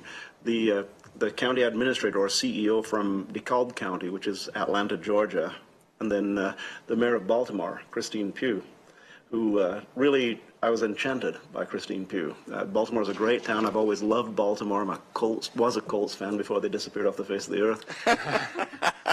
And then I'm an Orioles fan, of course, and Mayor Pugh and I talked about the O's, and we talked about Camden Yards, and I secured an invitation to Camden Yards. So I'm looking forward to that place that I know you frequented or visited at least. And so that wasn't what the trip was about. I also spent very significantly, I had an opportunity to meet one-on-one with Senator Jeff Merkley, and we talked about two issues. One of them, most significantly, was this purple ribbon that I'm wearing. I've talked about it already today, and that is the epidemic, the nationwide epidemic of suicide among young people, often based on the fact that they've been bullied cyber bullied is what the term for it is. And he and I talked at length about that. Some things that can be done at the federal level, potentially, but just elevating people's attention to it. You know, we always talk about ACEs, adverse childhood experiences. That's just a term. But when it becomes a situation that really can be addressed if we simply find the way to address it. Kids don't talk to their parents, and Senator Merkley and I talked about this. They won't talk to their parents, but they will talk to other kids. So working on peer counseling and making certain that peer counseling is effective, trained, and has the right kind of outcome is something that we will focus on.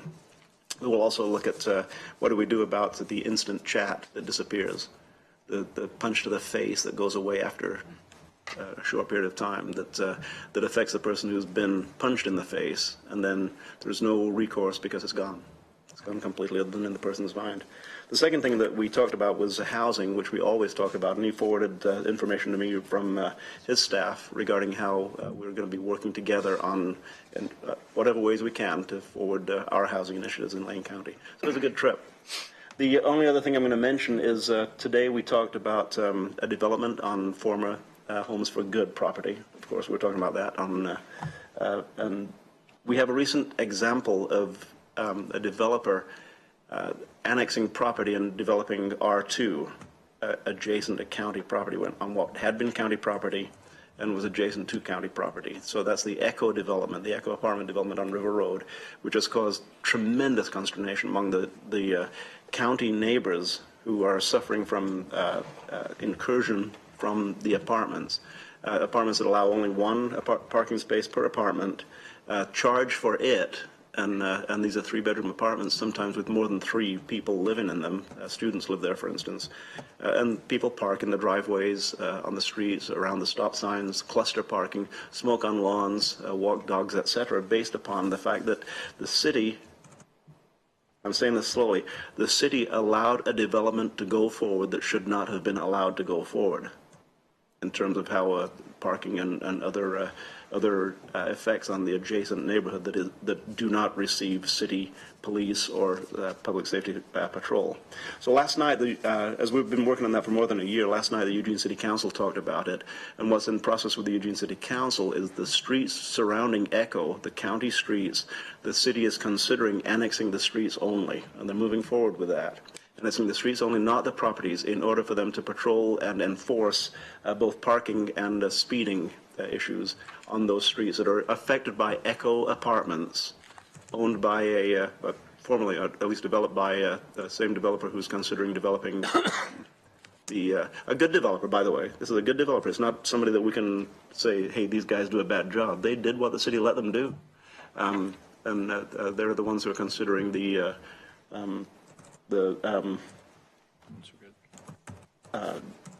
Briarwood area, I'll call it the Briarwood area. So thanks for that. Things are moving forward, Ms. Mulcrack. So you visited the neighbors adjacent to Echo 2 times. Sheriff's been out there a bunch of times. The DA's been out there talking about this and making certain that we move forward and make things work better. But let's look to the future and make sure that we don't repeat the same mistakes. Thank you. So we got about a minute and a half. Anything, Commissioner Williams, Commissioner Sorensen? Commissioner Sorensen? I just want to say that I don't have anything to add. Can you elaborate, please? Yeah. So real quick before we start, I just want to mention that I was there representing the county at the Fifth Street Markets District's expansion. I shouldn't call it Fifth Street Market only. It's now the Market District. And I was happy to be there representing the county. What an exciting development that is, and what an exciting future downtown Eugene has. I will note for the commissioners that the El Rapa board did vote to reconsider that Title 47 action they took, and they'll be bringing that back in their April meeting. And we'll have some other things to talk about under agenda team requests later, but I'm going to do that after our 10:30 time certain, because it is now 10:30. And we will move on to item 7A, which is a report on the solid waste master plan recommendations. And we have Daniel Hurley from our Waste Management Division, who is also the interim Public Works Director, William Schoen, Principal of R3 Consulting Group, and I will turn it over to Dan. Terrific. Thank you, Chair Bozovich. Good morning, Commissioners. I'm excited to be here with you today with R3 Consulting Group and William Schoen to present recommendations for our new solid waste master plan that we're developing. There's been a lot of work that has brought us to this point. We've been working with R3 for almost 3 years now. The work that we hired them to do was broken up into 3 phases. The first phase was, as Commissioner Lyken touched on, getting our house in order. We needed to address a $1.5 million gap in the waste management budget. So the first phase was with R3 to conduct a operational assessment and to bring recommendations to the board to close that gap. R3 was last year. William was here with the board in 2015 presenting those recommendations. The board took action on those, most notably directing the garbage haulers directly to the landfill instead of through the Glenwood transfer station so we could reduce our costs. We've closed that $1.5 million budget gap, and now we're moving forward. We couldn't do that until we address that major problem so that we could look forward for more long-term looking projects. So phase 2 is the solid waste master plan. We've been working on this. R3 prepared a document which is in your packet with recommendations, a supporting document for the plan, and we're continuing that work with our local environmental consulting group and Good Company to prepare a draft plan for your input. But before moving forward, we wanted to stop, present some recommendations to you, and get your input. And I'm excited to hear your reaction to these recommendations. The phase 3 of this project will be to develop municipal action plans, working with the cities in Lane County to develop their supporting plans that will support the overarching solid waste master plan. The overarching goal of the master planning process was to develop a waste management system that is environmentally sound, technologically feasible, cost-effective, locally controlled, publicly acceptable, and provides for an overall reduction in long-term per capita waste generation and toxicity. The last time the county updated its solid waste management plan was in 2002, and we've largely implemented the recommendations that were in that plan, and it's time now to look forward to develop new plans to guide our solid waste efforts through the year 2030 and beyond. In this update, we're taking a more regional focus. We're working with our stakeholders, talking to our other communities, and looking at actions that we can take that are beyond just the Lane County Waste Management Division. So it's a new approach. It's interesting, the timing of this update, given the markets. We're currently experiencing a global sort of crisis in our markets, particularly around plastics and actions that China has taken where they're not allowing certain streams, or at least the quality of streams that used to enter China for recovery. So we're dealing with that issue, but I think it's important to take a long-term view as we're updating this plan, knowing with confidence that markets will improve here as we develop local processing capacity. It's important that we continue this work and try to find ways to reduce the amount of materials being sent to the landfill so that we can conserve resources and so that we can create jobs in our community around recycling and reuse. Our plans have an ambitious goal to target reaching a recovery rate of 63% by 2025. As William will talk about, that is quite ambitious, but it is achievable. There are other communities in the country, most notably in California, that are achieving a 90% recovery rate. So our recovery rate is the amount of materials that are recovered or recycled from the total amount of waste generated. And we currently have the highest recovery rate in the state. We should be proud of that. We just edged out Metro and Marion County this year. I'm not sure what next year will look like given the plastics issue, but we're trying to find ways to continue to move ahead. But we should still be looking to increase that recovery rate. About 2/3 of our waste is made up of decomposable organic materials. So that's going to the Short Mountain landfill now. And we have a world-class landfill. I'm very proud of the staff out there and the work that we do there. We have a very environmentally sound landfill. We achieve compaction rates that are almost unheard of in the industry. But there's more that we could do there. Landfilling is old technology. We do partner with the Emerald Peoples Utility District to capture the landfill gas that is created by the decomposition of those organic wastes. But there are better and more advanced technologies such as anaerobic digestion, which could capture and create more gas for energy. And I'd like to see us looking forward to some of those technologies. We have some tremendous opportunities here locally. We have bulk handling systems here. In the audience today is Richard Sweet from Bulk Handling Systems. BHS is a global leader in waste processing. They produce world-class systems around the country, around the world, that are achieving very high levels of recovery and producing high-quality waste streams. I would love to see Lane County advance on that opportunity and build a system here that could be a showcase facility for the world as Bulk Handling Systems continues to refine their technologies. We also have local industries here such as PacTech, which is looking to use more locally sourced recycled materials. And I'd like to be able to provide those clean streams of recoverables to our local industries. With any challenge, there lies opportunity. And I think given this recycling challenge that we have the opportunity to try to develop local businesses that can utilize the current surplus of recyclable materials. So R3 will present their recommendations for our solid waste master plan today. They'll be drawing on their expertise working with other communities around the country and also drawing from input that we've received from our local citizens across Lane County. R3 conducted a robust public engagement process in preparing these recommendations, including 3 public meetings. We met in Florence, here in Eugene, and also in Cresswell. We conducted a stakeholder survey with our solid waste stakeholders. We also conducted a residential survey where we received nearly 450 responses. We had meetings with our stakeholders, our businesses in the community, and we've had multiple discussions with our municipal city partners. Some of the most common themes that were identified as challenges or constraints in our current system is that the current rate structures disincentivize promoting recovery, so we need to work on that. Also, people noted that there are not currently enough profitable end markets for recyclable materials. I would love to see us do some economic development around developing markets for recyclable materials.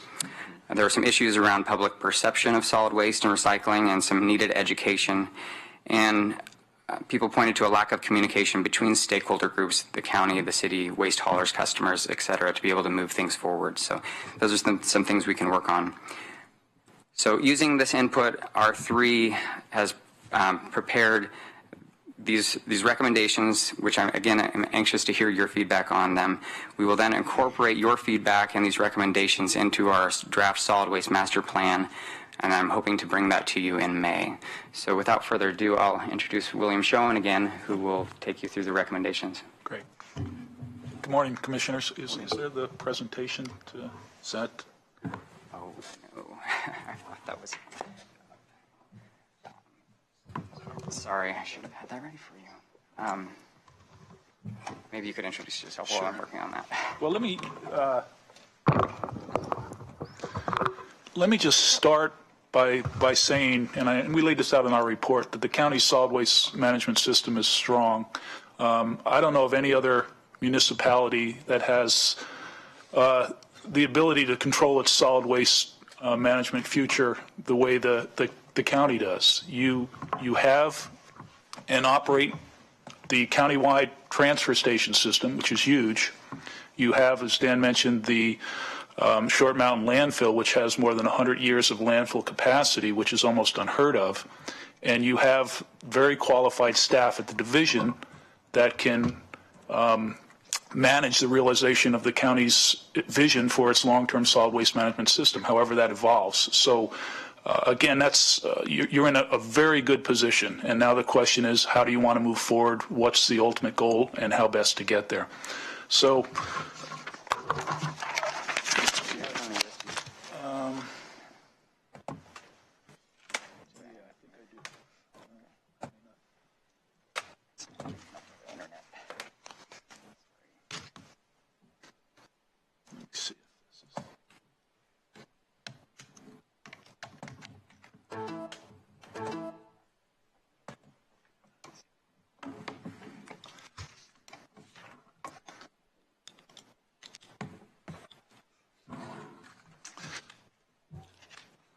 What this comes up, what I want to cover today is just a brief overview of our firm, R3 Consulting Group. It's been a while since we've been here, and I think perhaps Commissioner Williams, I'm not sure if you remember the board when we started this, but our firm, R3, okay, I got on my the notes page.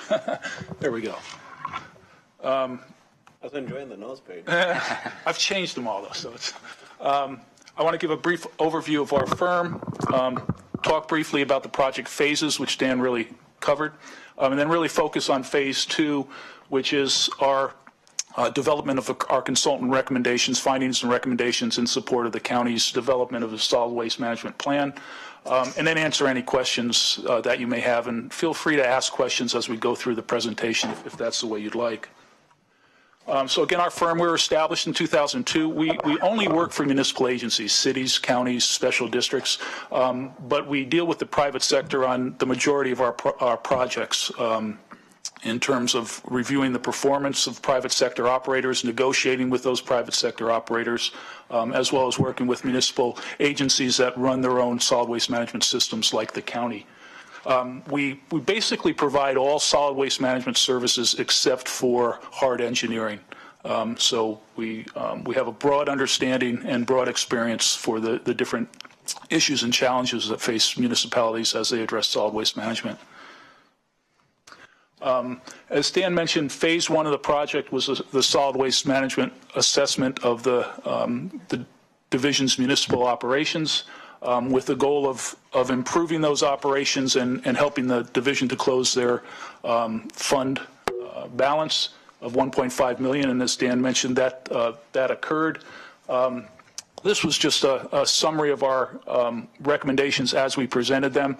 The major ones that were pursued were the closing of the Glenwood transfer station to compacted hauler loads, item 4A, and then also closing of I guess the Mapleton transfer station and the reduction in hours in a couple of those other transfer stations. So that was a starting point for the project, as Dan mentioned, getting the county's operations up to where they want them to be and closing the revenue gap.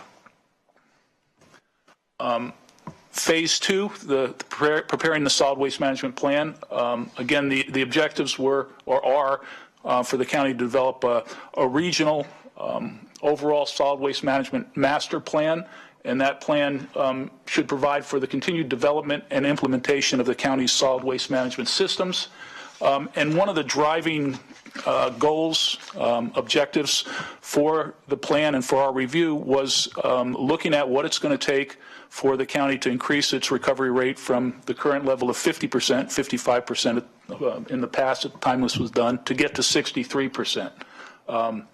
And again, we've presented our consultants' analysis and recommendations to the county, and looking forward to your feedback on those findings and recommendations. And task 3 is simply the next phase, working with the different municipalities to develop specific action plans to realize their solid waste management objectives and to coordinate on a regional basis. So with that, I'd like to get into the specifics of our findings and recommendations, starting with, again, as I mentioned, that the county's solid waste management system is strong. You have 100 years plus of disposal capacity at the Short Mountain landfill. Again, there's a handful of jurisdictions in the country that I know of that have that. You have a very effective, high level of customer service. The location of your rural transfer stations and the operation of them are extremely well organized.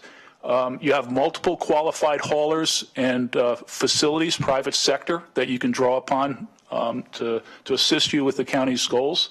And at 50%, you have the highest recovery rate in the state of Oregon. So you've been doing a good job. Now the question is sort of the next push to get to that next level of 63% and achieve your other solid waste management objectives. Yeah, you have very capable staff at the division, and I'm not just saying that because Dan's sitting next to me. You need that. It's fundamental. You have the staff and the qualifications, as I mentioned, to achieve the county's objectives. They just need the necessary resources to do that. One thing, and we call upon this in our recommendations, information is knowledge, and the information that you now have in terms of, even to some extent, the county's operations, but much more on the private sector side, how well the haulers and the facilities are performing is very minimal. And you really need that information in terms of the basic stuff, like how many tons are collected by what haulers, where does it flow, and really how effective are they at recovering those materials, and what are the participation rates of the residents and businesses, and where are the opportunities to improve those. So basic reporting is a fundamental next step. It's easily achievable, and it'll provide the information that you need to effectively monitor and identify your opportunities for improvement as you go forward.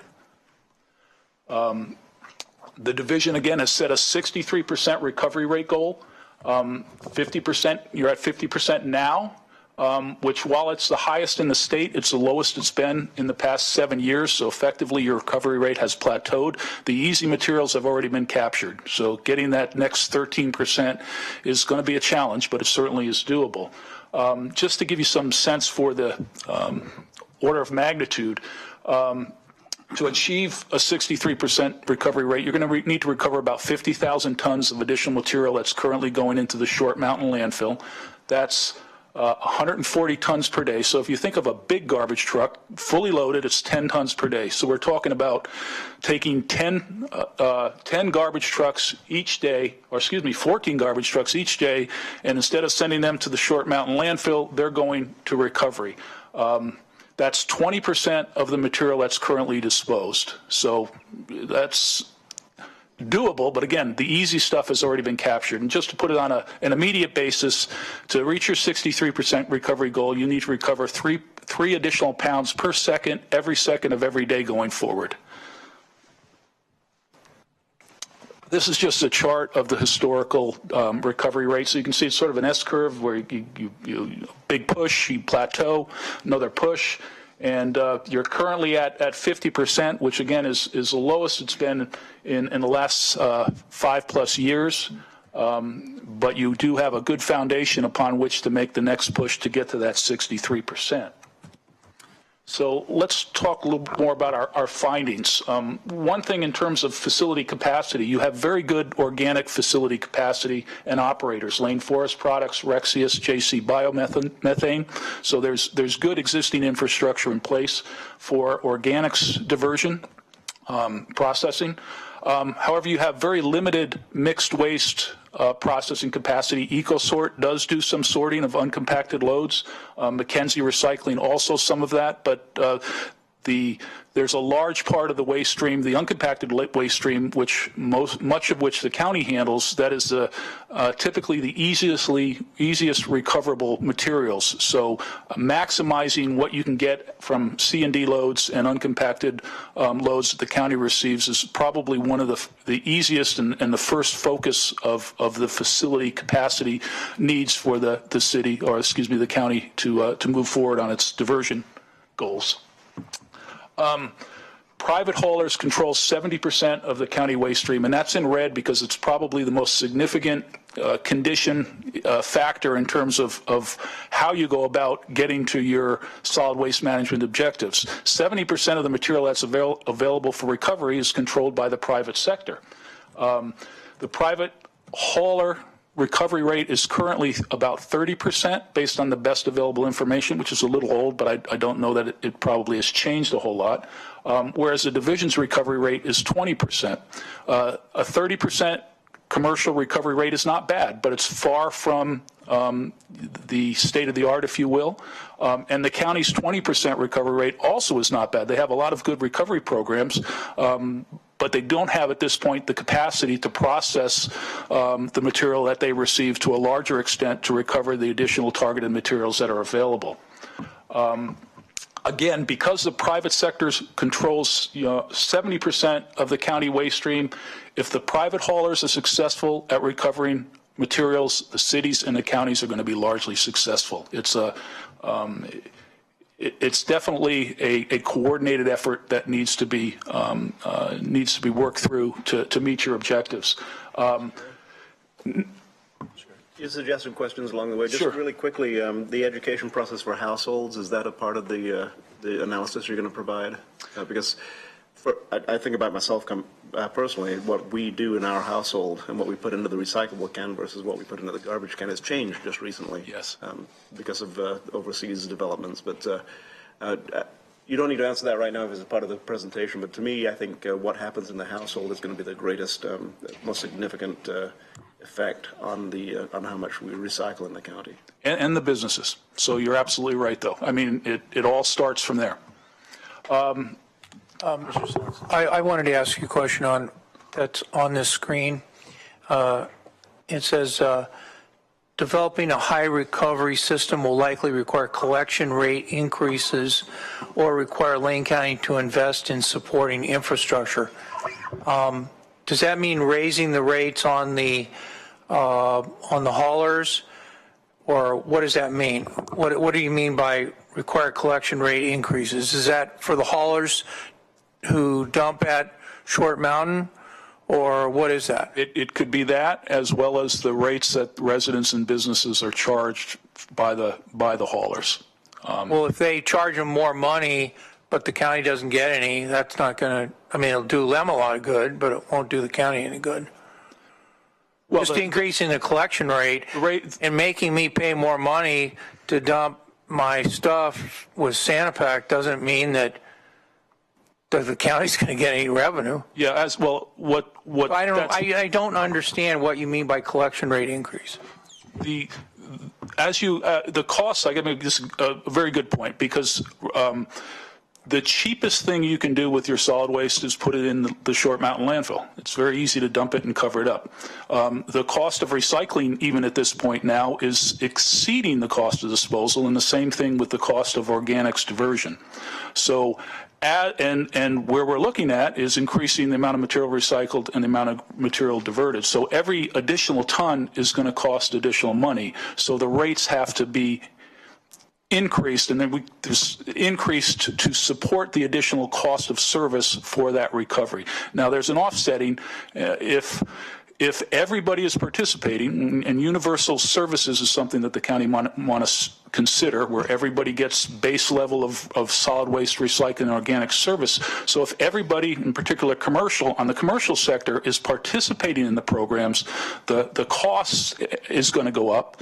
The rate revenue that the haulers receive needs to go up to cover that cost, but the per unit cost, everything else the same, will go down. So that's probably isn't expressed as well as it should be on here, but the point is, increased recovery is the most expensive cost as compared to landfill. So as you increase recovery, costs and rates need to support that that increase. Does that help answer? Yes. Okay, thank you. And we use the term high recovery system just to give it a name, if you will. But what you're looking at, you set a goal of 63%. That's a high recovery rate. You need a system to support that.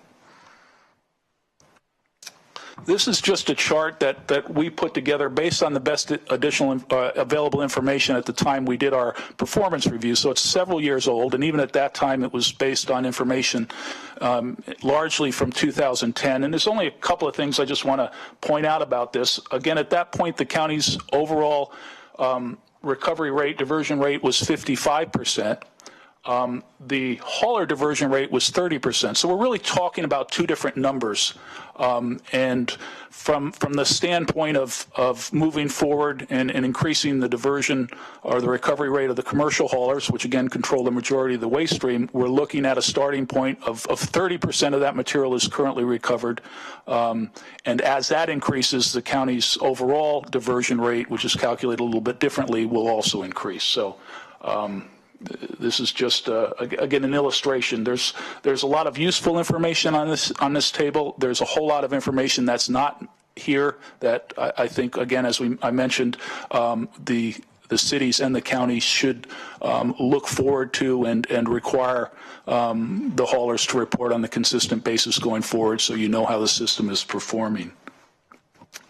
Again, the private haulers control 70% of the countywide waste stream, but currently there are no real contractual requirements or incentives for the private haulers to increase their current recovery rates. So, and I think you've kind of saw that with the chart in terms of the historical diversion. You've plateaued. And there isn't anything that we know of in the contracts and regulations that are going to significantly change that at this point. So there's a consideration of what are the next steps to move that recovery rate from 50% to 63%. And as Dan mentioned, the current commercial rates create a financial incentive effectively in large for the private haulers to increase their diversion rates.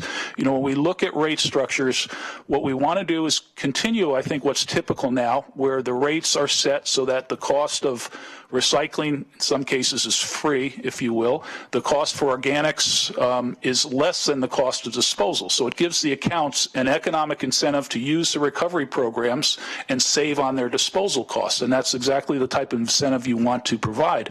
But if the haulers, if that's their compensation, it doesn't nearly cover their costs. If they're required to provide recycling for free, every time they add a new recycling or no additional cost, every time they add a new recycling account, their cost goes up, and hopefully their revenue goes down because they're recycling, taking material from the solid waste stream, and therefore the base of their revenue, the solid waste rate, goes down because they have a lower service level. So rectifying that, providing the haulers with a compensation mechanism that compensates them for the true cost of the recovery services is the other half of the rate equation that all jurisdictions, I think, now have to start dealing with. Otherwise, you're going to find yourself still at that 50%, and they're doing just enough to satisfy the requirements and run a good business, be profitable. So that's a fundamental consideration of our, that you need to take into account as you go forward with what you're going to do in terms of changes to your solid waste management system.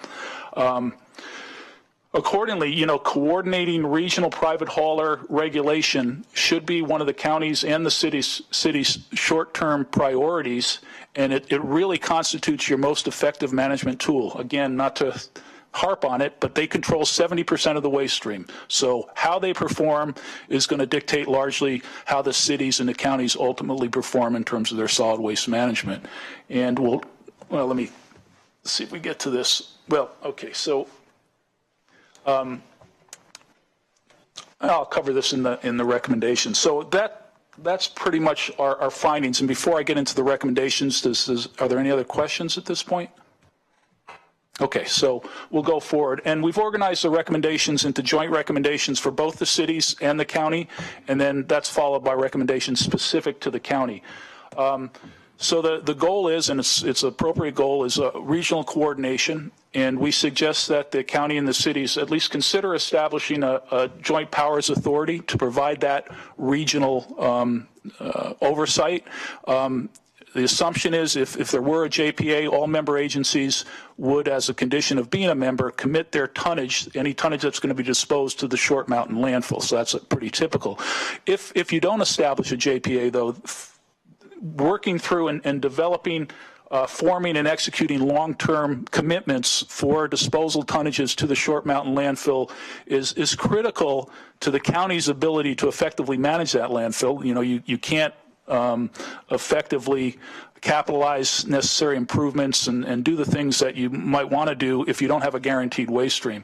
Effectively now you have, you know, an economic flow control, but that may change in terms of the economics dictate for most of the tons it makes sense to take the Short Mountain. But if costs increase or there's more competition from outside of the county, and you have the Coffin Butte landfill not that far away, that could change. So being able to guarantee some level of tonnage, or actually all of the disposal tonnage to the Short Mountain landfill is an important consideration. And clearly the cities in exchange, need to be assured that the operation is run effectively and some other things. So it's a coordinated need, if you will, I guess. The other one is undertaking what we're calling, again, a high recovery franchise agreement development process. And regulation of the private sector haulers, we suggest, should be done through a franchise agreement. Whether that's a non-exclusive, where you still have open competition, or an exclusive franchise agreement like the city of Springfield. And the goal is for the terms and conditions of the franchise agreement is to set those up, to set up a template countywide that basically has the agreed upon, basic consistent requirements or goals regionally into the agreement, and then that agreement can be tailored to each of the individual objectives of the jurisdictions. But what you really want to do is you want to have those terms and conditions reflect your solid waste management priorities, and we suggest safety, customer service, recovery, and any other solid waste management priorities you have. So you make your priorities, your haulers' priorities, through the terms and conditions of the franchise agreements. You then need to obviously draft and negotiate those agreements, and then regulate the private haulers to those agreements. And I just want to say briefly, while we feel regulation and franchise agreements are really vital to an effective control of the solid waste management system, it needs to be done intelligently. The requirements do not have to be overbearing by any means, but they need to be spelled out, and there need to be qualified and performance standards that you can hold the haulers to. And I also just want to add that from the standpoint of the private sector haulers, the goal of getting to 63% diversion is probably the best thing they could have in place for their business, because it's going to take a lot more in terms of programs and services, and with that, again, go costs. And so what we saw in California with AB 939 in terms of our solid waste management guidelines, it was the biggest boom to the private sector solid waste management industry that anything that's been done. So it really is a tremendous business opportunity for those private sector operators that want to do a good job and can meet the performance standards that you established, the city's established in their guiding franchise agreements. Before you move on, I've got a couple questions specifically about this slide.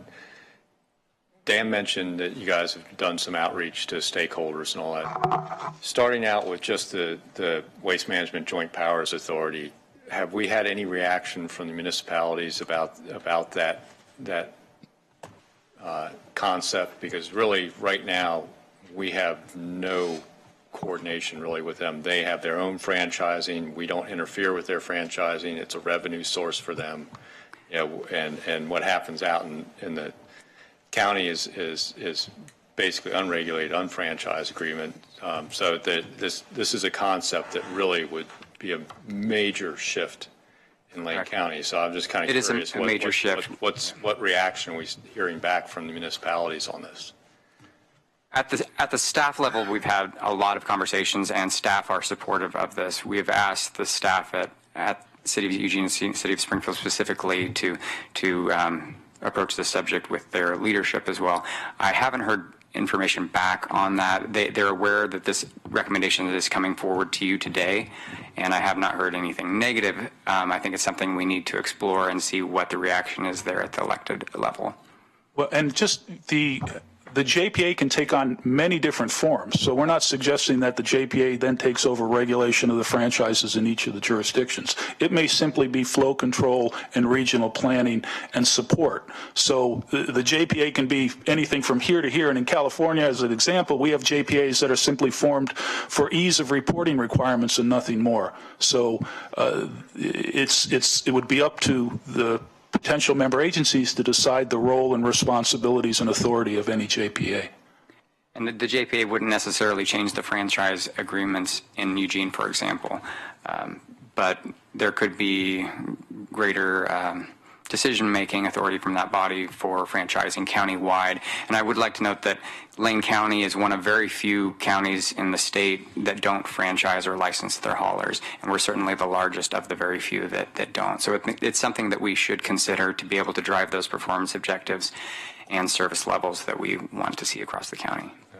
So that kind of brings me to the follow-up question on the high recovery franchise agreement and stakeholders from the industry, from the haulers, and some of the reactions you've gotten from that. Have you kind of presented this idea to them, and what are they telling you? We've presented the idea. We have roughly quarterly stakeholder meetings, and we've been informing the stakeholders as we've developed these. I don't think we've had a whole lot of reaction from the high franchise agreement approach. About the franchising, I think the haulers are welcoming it. Our largest hauler, I think, wants to see it happen actually across the county.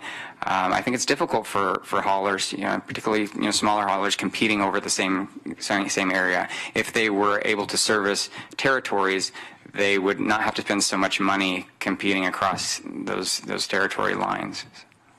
What we heard when we spoke to the hauler group as part of the process, first of all, is the rate issue. And a level playing field. And that's typically what we see. And if there's a level playing field, where everybody is held to the same standards, many haulers welcome that, because that often isn't the case. And so I think that's a fundamental need in terms of any regulation going forward. That's a level playing field where everybody is held to the same standards. And the issue of the rates, if you want them to recover more, the rates have to be set. The compensation mechanism for them has to be such that they are able to receive the cost for those additional services. So that kind of leads me to my final question. As every time I think about garbage haul and all that stuff, it's one of those things that is regressive as far as rates go. Everybody pays the same rate, whether you're, in a Meltebeck home up in North Eugene or you're in a small house down in Bethel. Whatever it takes to pick up that can is going to be the same rate. So do you have any idea, when we get to these high recovery franchise agreements and getting the rate structure to support the recovery, which we know that, that's the goal, is to divert more, but that costs more. Do we have any idea what that is in any sort of rough percentages of what that's going to take in rate increases? And because we have a whole different, battle with municipalities and trying to work towards joint authorities. There's a whole different issue about working through the issues of franchise agreements with the haulers. But in the end, it's going to be what happens to the rate structures for the citizens that we'll hear the most about as an elected board. And if we're talking about something that's going to be, a 200% increase in rates, or is it a 20%? There's a huge difference in this conversation. Yeah.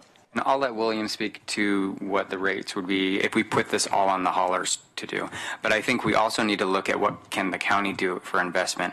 In closing that $1.5 million gap, we've gone beyond that with our cost savings and with the fee reductions, where for the first time we've been able to put money aside not only for the needed contributions we need to make for future development of the landfill closure and post-closure. We've also been able to make a significant contribution to bring up our reserves to the recommended 20%.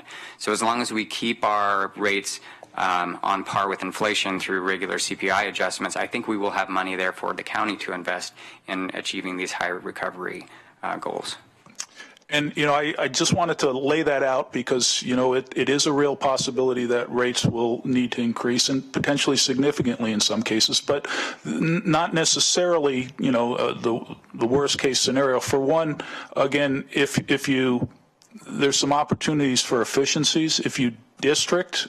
And again, that's something where you have a one hauler in one area of the jurisdiction, there's economies of scale to be realized. So you're not now driving your one truck within a competitive environment across the whole service area and only picking up a fifth of the accounts, as an example, you're now picking up 100% of the accounts. So collection efficiency can increase significantly. Collection cost is the major cost of solid waste management. So there's an opportunity it's to realize certain collection system savings, and districting is a big step, but there's from a standpoint of the most effective way to run a solid waste management system, it absolutely is the best way, but you need to consider the impact on the haulers and the residents, because many of them, I imagine, like their hauler and wouldn't necessarily be welcome to having another hauler. But those are issues that have been and can be addressed. But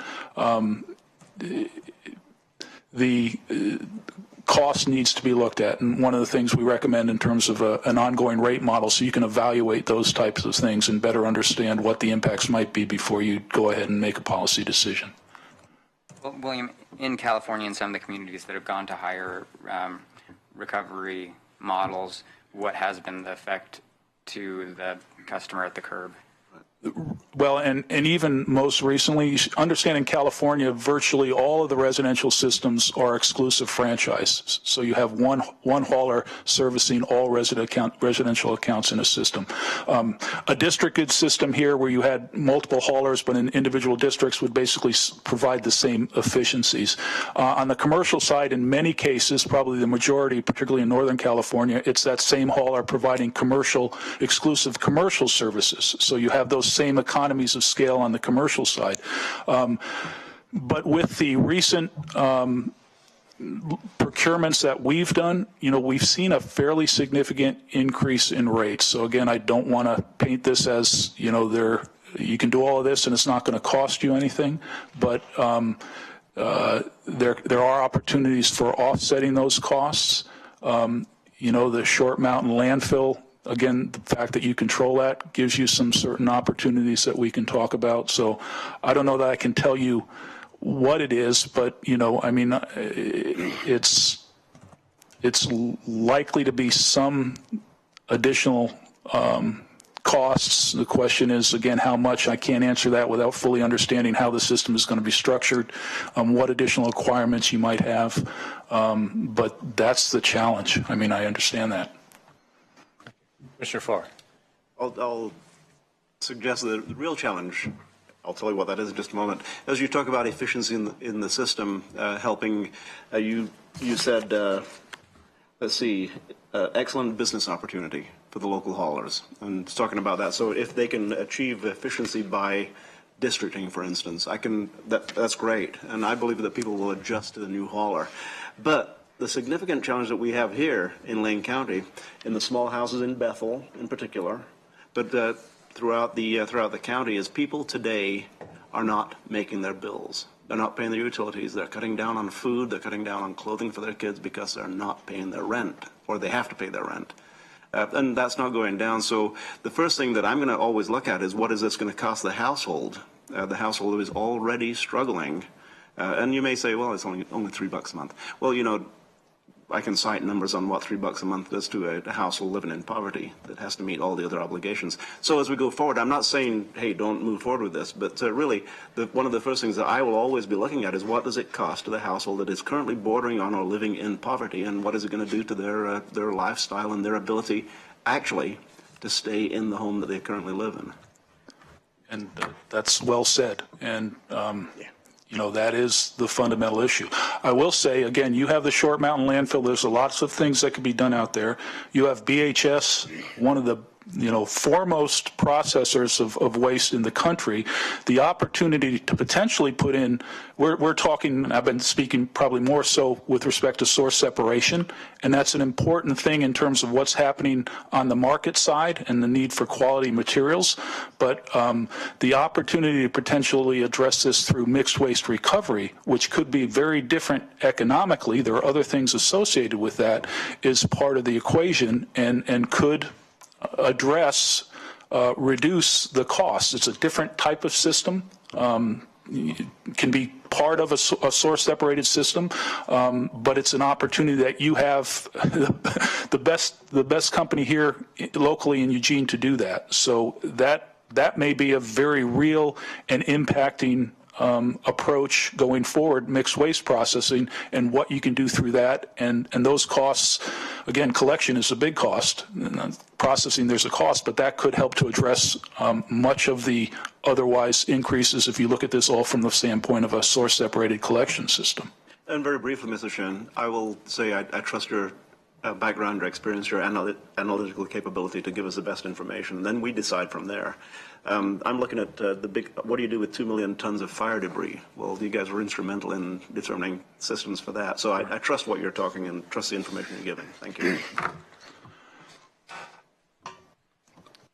So the next slide, again, this is joint city-county recommendations. Just take the necessary steps to comply with AB 263. And again, we took some action around that a few weeks ago as we changed our lane code to require haulers in the urban growth boundary areas to provide services matching with the city and the new regulations. And there were some recommendations in the 2002 plan that hadn't been implemented that we suggest the county look at. So there's some there. Implement locally recovered material purchasing policies. And again, Dan sort of touched on this, but market control is as or more important than it's ever been. And to the extent that you can use the materials that you recover from your local material stream locally, that gives you such a wealth of control. And it starts with, where the public agencies can use recovered materials, mulch, any number of other things in place of other materials that they're using, that should be looked at and perhaps established as a policy. Supporting product stewardship, extended producer responsibility, which is requiring, and this is done typically more at a state level, if not a national level, but requiring the manufacturers who have control over the content of their products, whether they're recyclable, whether they're made with recyclable materials, composite materials, so that the material that you then have to manage and deal with is much more recoverable and of higher recovered content. So that's something that certainly the county should continue to support at both the state and national level. And then finally, supporting local food rescue operations and identify and realize opportunities for increased food recovery. And, in solid waste management, we talk about highest and best use, the absolute highest and best use of any material that's disposed of in Lane County is edible food waste. And so, I think our industry to some extent, if not a large extent, has kind of, not really looked at that. Focusing on organics, diversion, and composting and everything else. And I know a number of board members, this is something that you probably know a lot more than I do about. But again, based on our industry's hierarchy, there is nothing more important, if you will, or of higher value than recovering edible food waste from the waste stream. So we think that is something that certainly is well worth a consideration as part of any policy decisions, and seeing if there isn't some solid waste aspect to that can be brought to support the very good food rescue efforts that are currently in place. So I'd now like to talk about the recommendations specifically to the county. The first one is evaluating waste importation. Again, the Short Mountain landfill has more than 100 years of landfill capacity. If we're still landfilling the way we are now in 100 years, we're going to have some real problems. So if we get anywhere near zero waste in the next 100 years, you're not going to need all of that landfill capacity. So you have excess capacity. And it does provide the opportunity potentially to import waste from out of county and realize the revenue from that material to support the solid waste management system as well as potentially other county systems. It is an extremely valuable resource. And I guess, the next one is developing uncompacted material recovery capacity specifically to the county. So the county, what you receive at the transfer stations is largely, if not entirely at this point, uncompacted waste, which is C&D and other materials. And the uncompacted waste stream, in particular construction and demolition waste, is the easiest and most cost-effective recovery that there is. So it's low-hanging fruit. and we recommend that you look at developing that capacity either at the Glenwood Transfer Station and or the Short Mountain landfill, and there may be some issues at the Glenwood Transfer Station, but uncompacted C&D recovery is a very cost-efficient and very easy, if you will, in terms of your options of recovery to pursue and should be high on your list. In conjunction with that, what you'd like to do is you're doing a great job of recovering materials at the transfer station in terms of source separation, but if you have a facility, let's say a sort line down at the Short Mountain landfill for uncompacted materials, there may be some opportunity for adjusting how you have the residents segregate their materials at the transfer station. So continue to do whatever source separation you're doing, but you have a bin for garbage and another bin for targeted materials that you could then take to that facility down at Short Mountain and process for recovery. So they go hand in hand. Reassess the county's post-MRF residual rate. That's the rate that's set that gives the EcoSort and McKenzie a reduced tip fee for material that has been processed, C&D and other compacted materials. So if they process that material, they receive a reduced tip fee for the remaining materials that have to be disposed. It's a good incentive, but in looking at that, there's opportunities to improve the incentive that rate charges and the requirements so that you maximize the recovery. Right now, I don't know that that's happening because of the way the rate is structured, but it's a good concept. It's used elsewhere. We're just suggesting you look at that and look at how you might be able to improve that and increase the incentive and associated recovery. Conduct ongoing landfill operations support or consider. Again, Short Mountain Landfill is one of the most valuable resources you have in the county from a solid waste management standpoint and potentially from a waste importation standpoint.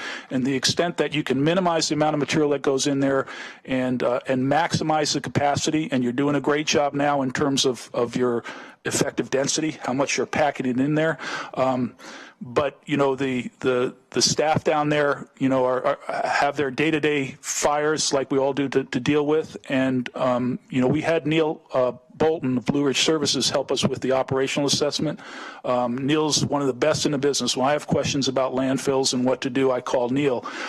So we're just suggesting, whether it's Neil or somebody else, that you consider having staff down there as well as the management have a resource to talk to and or help with oversight and identifying additional opportunities for improving the operations and the efficiency of that landfill, because it is such a valuable resource, and that can be a very cost-effective use of money. Developing a master plan for the Short Mountain landfill. Again, what should be down there? How should it be developed? You know, starting with the potential for an uncompacted sort line, perhaps. Initiate special waste program enhancements. The special waste program you have is very good. One thing that jumped out, and not uncommon, I guess, but there's 1 or 2% of what's disposed now is medical waste, which shouldn't be in that waste stream. So there's some opportunities, perhaps through your special waste program, to begin focusing on some additional things, which I know they've started to do and have been doing. So it's a great program. It's just looking at opportunities to improve that. Develop a 10-year rate model so that you can look at what the impact of certain changes, new programs might be on the rates, and also just to look forward in terms of what you need to do in terms of your rates and revenues to effectively support your ongoing solid waste management needs. And then finally is develop a standardized tonnage data and tracking and reporting system, like I mentioned earlier. Information is knowledge. And this isn't about requiring the haulers to report all kinds of things on a monthly basis and that you never look at. You can go the wrong way in terms of reporting. What we suggest is a track data on a monthly basis, report it quarterly and annually. And really, you shouldn't have to have us or some other firm come in every 5 years or so to do a performance review to figure out how well your contracted haulers are doing. What you want them to do is to report to you on a regular basis the information you need to assess their performance relative to your solid waste management priorities. And again, that might be safety, customer service, recovery, or any other priorities you might have.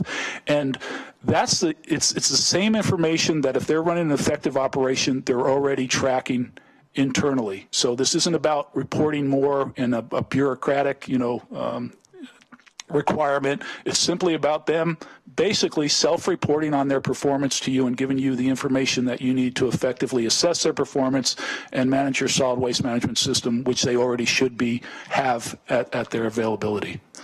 That concludes the presentation, and be happy to answer any questions. Mr. Lyken. Thank you, Mr. Chair. And if you could go back, I think 2 slides.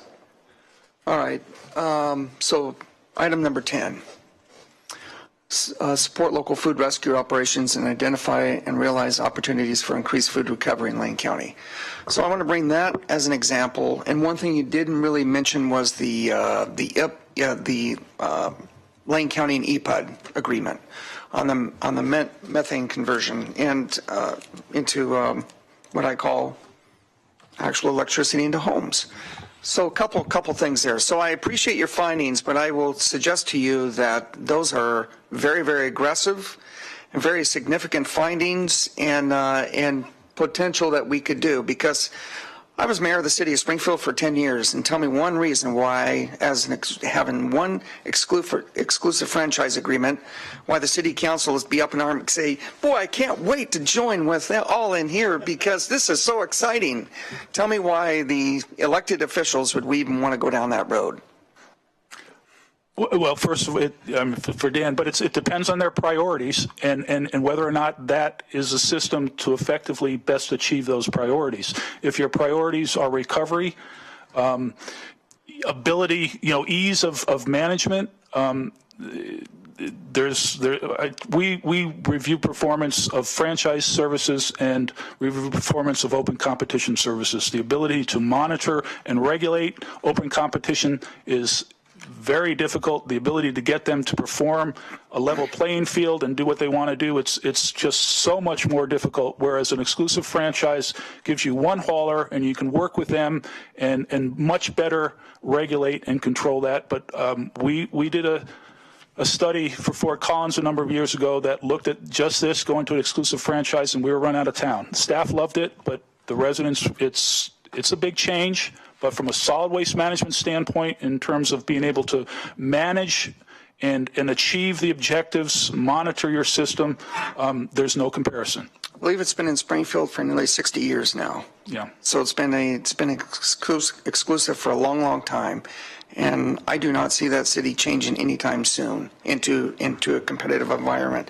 The other issue, and this is why I brought up the item 10 and why I'm bringing up the methane conversion in a sense. From a marketing standpoint, those are good selling points. The rest of it, when you're talking to the overall public, they're going to have glazed eyes and looking at you and going, what in God's name are you even talking about? What is that going to do to the price of my monthly bill? Because that's what the consumers are going to look at first. I would agree. I think Bulk Handling Systems has an incredible story to tell. There's no doubt about it. First of all, they're local. I mean, they're born out of here, even though they are international in scope, but they're here. So there's some ways that you can work with them, but this is something that's going to have to take time. And so I appreciate the information that you're providing here, but you're going to have to eat the elephant one bite at a time on this one, because this is an elephant, and it's a big one.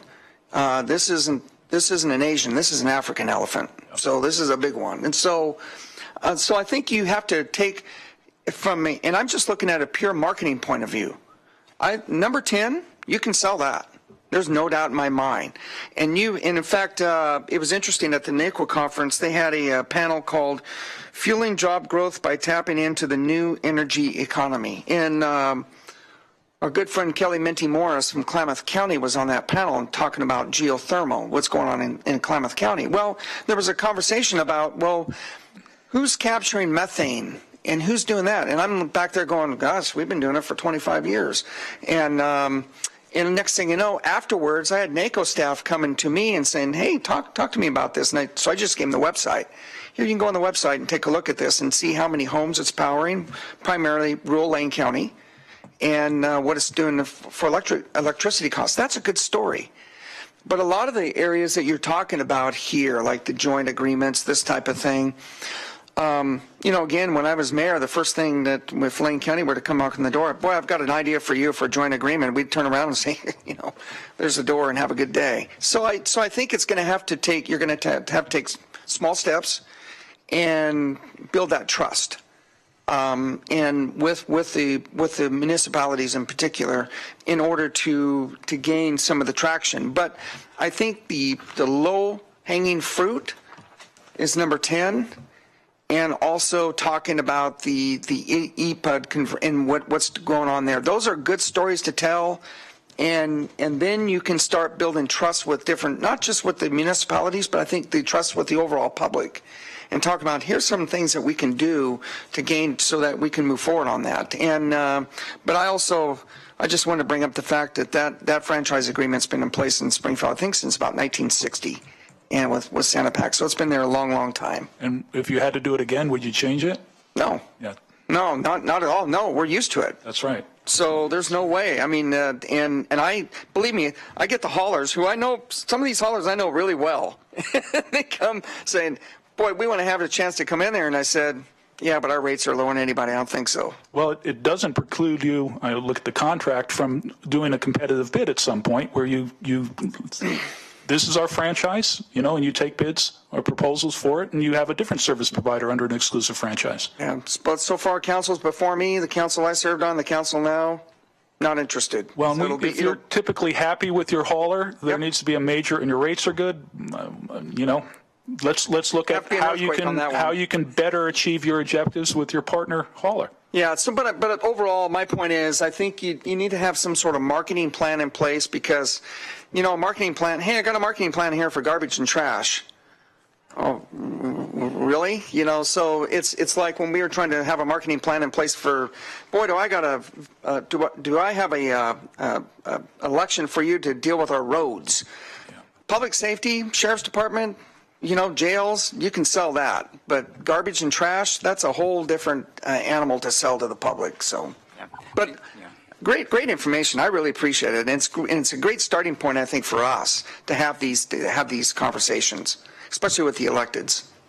Thank you, Commissioner. I think you bring up some very good points there. And solid waste is rarely sexy, and solid waste planning is even less so. Yeah. And I do think the public would generally glaze over. I appreciate your time in reviewing this information, but it's very technical, bureaucratic items in here about changing our solid waste systems over the long term. And you did say these are ambitious. We do need to bite this elephant, one bite at a time. But that's why these are being placed in a long-term plan. Yep. And so what we're trying to do today is just get your feedback, your reactions to these major items that will be then distilled into strategies in our solid waste master plan, and with some marketing, some condensed, public information pieces that we can put out about what this means to the public. But before we go further, I wanted to see, are these things that you wouldn't consider? Or do these look good? Do you want us to keep moving with them and that sort of thing? Now, frankly, from my perspective, I think you leave everything on the table here, at least, and try to pick out some of the low-hanging fruit. And I'm not surprised, Dan, that you're having good conversation with staff. Because especially if you're talking to certain staff, engineers and folks like that, and they're going to look at something from the technical viewpoint, no doubt about it, you're probably going to get a lot of engagement from the municipalities. Then it comes to the electeds, and the first thing on their mind is, what is this going to do with this, and what is this going to do for service levels? And so, but my perspective, I think you keep everything on the table. Try to point out some of the low-hanging fruit and then work towards that way. And also, I think if there's anything we can do to work with bulk handling, because like I said, I think they have a good story to tell. And so those are my thoughts overall. But I appreciate it. Good work. Thank you. Thank you. You asked for our feedback on what we would want on the table or off the table. I would say we should leave everything on the table. And I think that you're hearing from the commissioners who represent constituencies where there are a franchise in place, that the rates are lower. And I think that is a very positive feature, that if the One of the components could be that this plan, however it's denominated, this plan is going to and is intended to lower your costs by establishing districts or sub-districts or territories, or what do you think is the best term? Territories? District is what we districting. So that throughout the county, we're instituting that idea, but to protect consumers, we're also instituting the idea of review of those exclusive arrangements within districts. And I think you'll find that the haulers will benefit from this because, as you know, the distance that they have to go is significantly small, and the number of customers per square inch goes up. So they make money. The customer has a lower cost. And in some ways, we could compare this to our idea of electrical service. You know, if we had everybody on different electrical grids, then the cost will go up. But we haven't done that as a state, as a country, or at least as a state. We've got territories that are where there's exclusive service.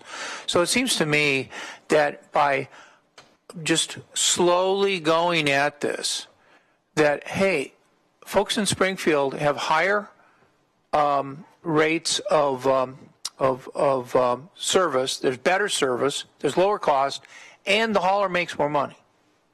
Pretty good. Sounds pretty good. Hey, I wish we could get that where I live. You know. So what I'm saying is, I think that whether you got we got a very diverse system, right? There's the Wild West, and there's the regulated, okay? And there's a lot in between.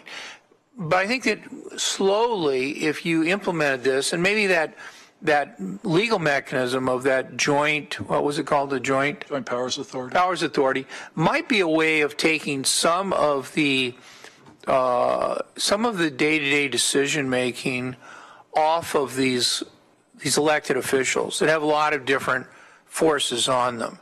If the people in Springfield feared that competition was going to drive up their rates, I just want on anything.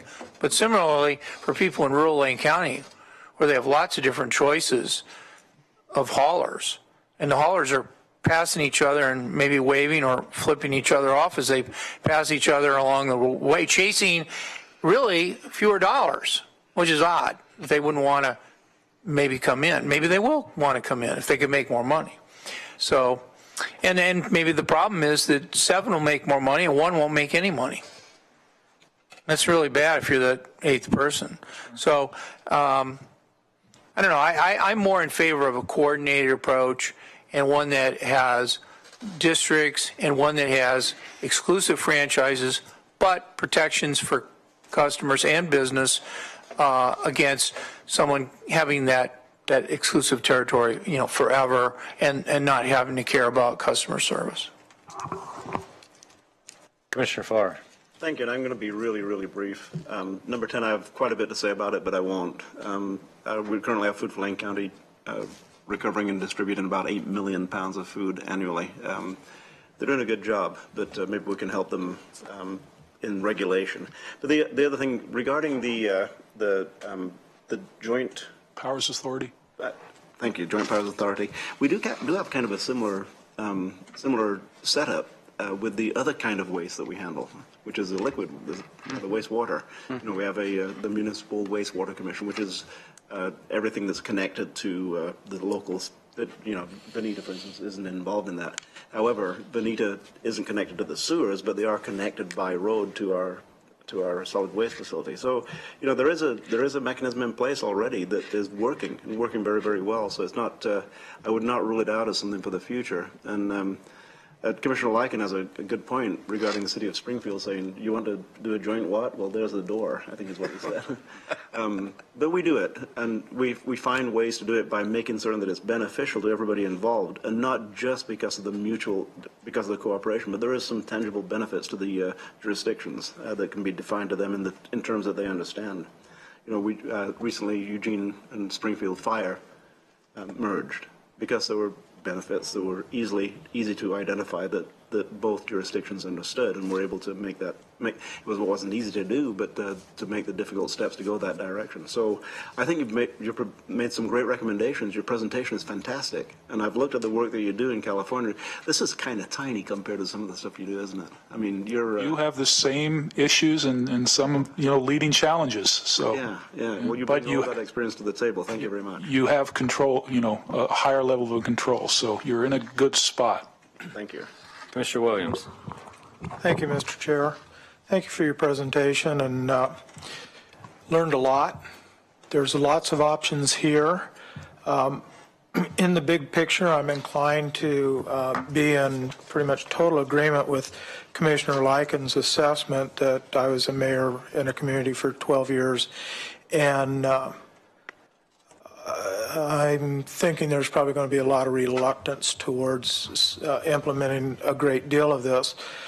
One of the things I noticed, and there was a chart, and I won't ask you to go back, but it showed the programs that are implemented in specific communities, and I think I recall seeing that Florence was meeting, there we go, all the little, there's 5 checks across on the right side there with Florence. Then I look up at Cottage Grove and Cresswell, which is the first and second largest cities of the 6 incorporated cities in my district, half of what exist in Lane County. And I look at Cottage Grove, they've got 2 check marks. Cottage Grove also is right at the cusp of a population of 10,000.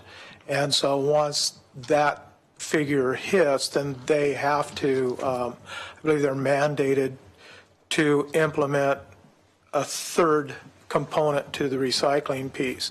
So those are just my observations and my comments. I like seeing all the what ifs and the possibilities, but I think it's for some of the rural areas probably be difficult to get there. There are components that probably are accessible and will be embraced, but there's a number of those things that I think a rather heavy lift. Yeah. The urban growth boundary is a very different animal in terms of what you do as relative to the unincorporated areas. So, and it is very much one step at a time. You just have to establish your vision so you can figure out what steps you need to get there.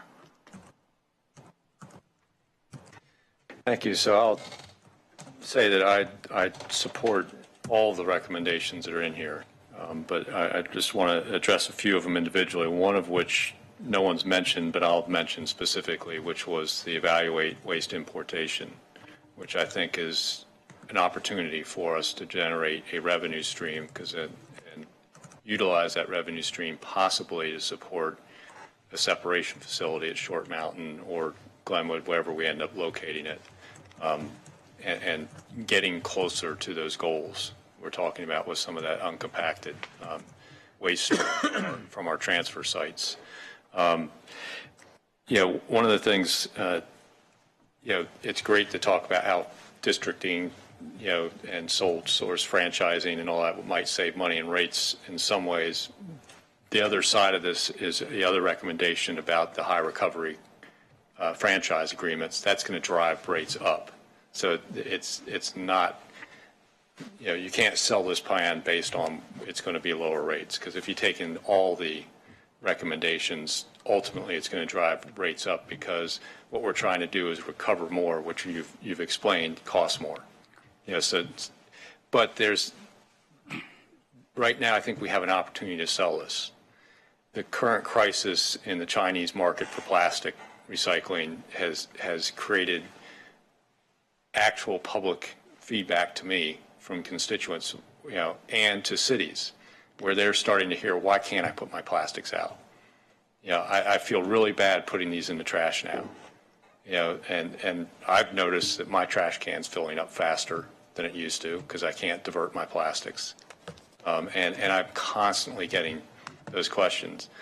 So if we're, starting to maybe handle some of this through the JPAs and these high recovery franchise agreements, where we're getting a cleaner waste stream of plastics where we can sell out in the global market easier.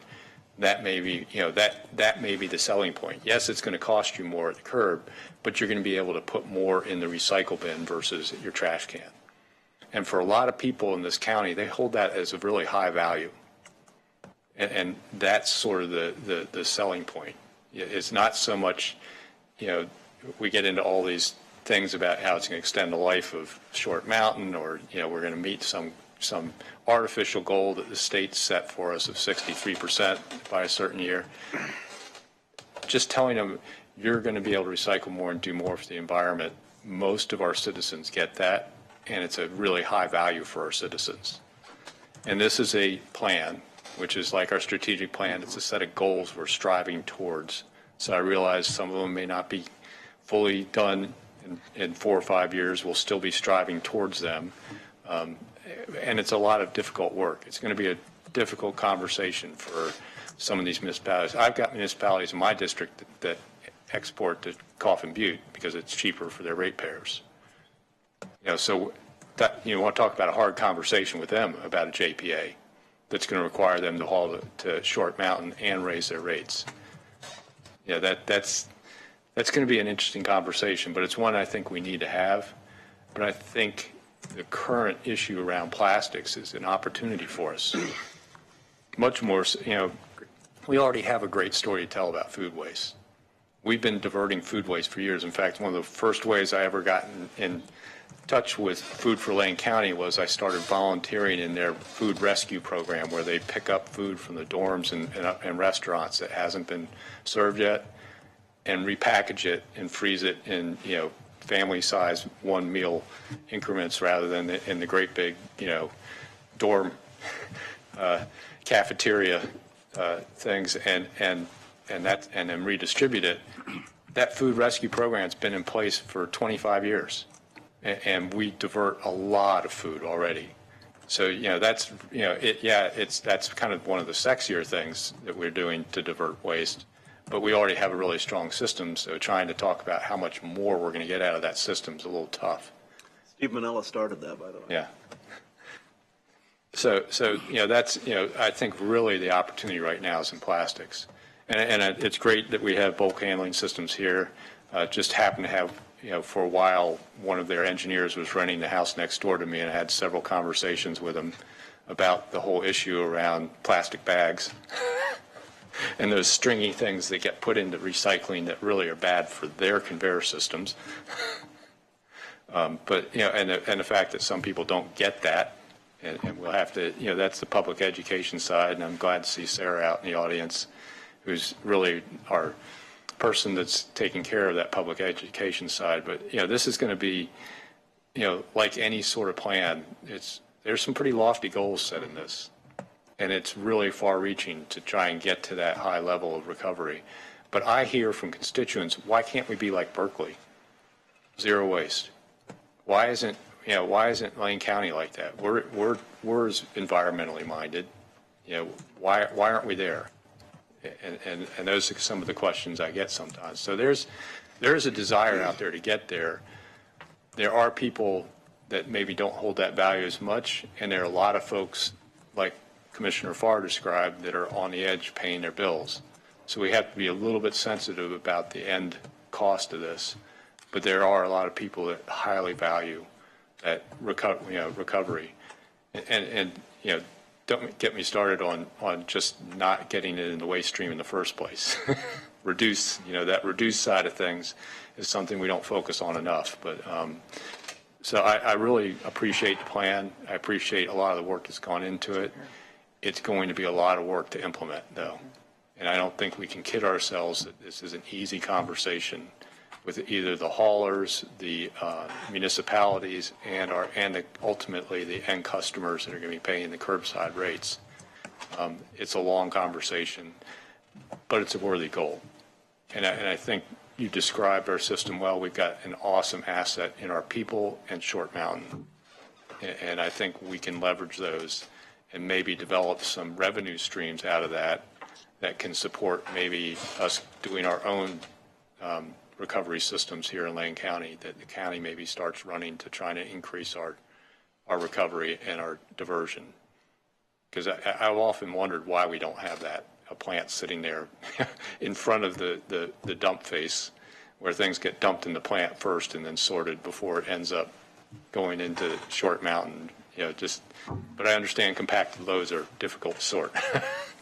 We haven't quite, that one's a tough one. So a lot of opportunity, but a lot of difficult conversations because you're talking about people's, they hold, one of the things about municipalities is they hold on to their political powers pretty tightly.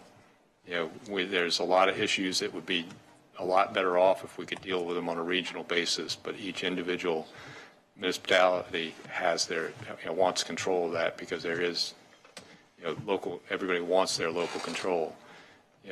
We'd be a lot better off with maybe a regional Parks and Planning Commission, that dealt with all of our parks and rec systems rather than trying to each handle it individually. But boy, try and get the parks away from the city council. Mm-hmm. Not happening. So this is one of those tough conversations. Appreciate the initiation of the tough conversation because we're not going to move the needle without it. We've maxed out what we can do without having these conversations. So I really appreciate that. Any other questions or comments from the board on the recommendations? I just want to encourage both the county administration and department administration to keep moving on this. I mean, obviously it took a while to get those rates straightened out and get the efficiencies that you got from the previous work.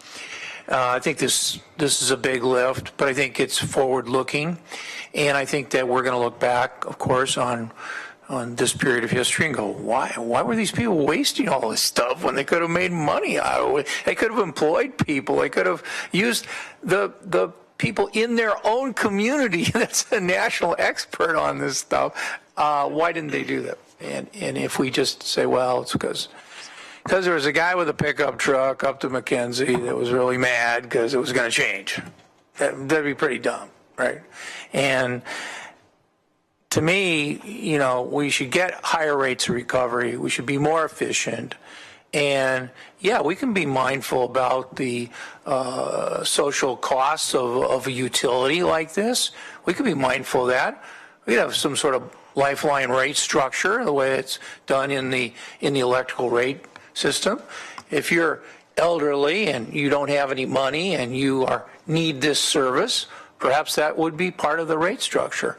So, there's ways of accounting for the disparate impact on different economic groups. It is interesting to me that I live on a street that's called Friendly Street. And they let me live on the street because they made an exception so I could be on the Friendly Street. But some of the people on Friendly Street make a lot of money. Some of the people on Friendly Street are renting properties that they're not doing so well. So it's interesting in a short period of space that you can have such wide amounts of disparate incomes, but we're all charged the same rate by our hauler, and I guess we have the option of not having a hauler. And there's been times in my life when I didn't have, but most of the time that's something that's a need. That's something you need, and so I think we should consider that in the future. Is how can we make this so that the cost of the recovery isn't borne by the poorest people. And I think that the way it's been structured, typically with business paying a big chunk of for the commercial hauler, commercial customers, it hasn't been that way. It hasn't been a subsidy, where the poorer people are paying a disproportionate amount. But I always have a strong view that we should always consider the economic impact on the people least able to pay it. So anyway, bottom line, keep going. I want to hear more. I want to hear more about how we can implement this. If there's such a thing as low-hanging fruit left, let's go after it. Commissioner Lykin. Thank you, Mr. Chair. Real quickly, so I and that, I think Commissioner Sorensen summed that up well. And that's why I said the low-hanging fruit, something that's easily marketable to the public. And that's going to be key going forward. I just, it's interesting because you look back to the wood products industry, and as a kid, we had wigwam burners all over the place, and the stuff they used to throw in those there, they recover all of it today. And in fact, you go in a mill today and you can practically eat off the floor.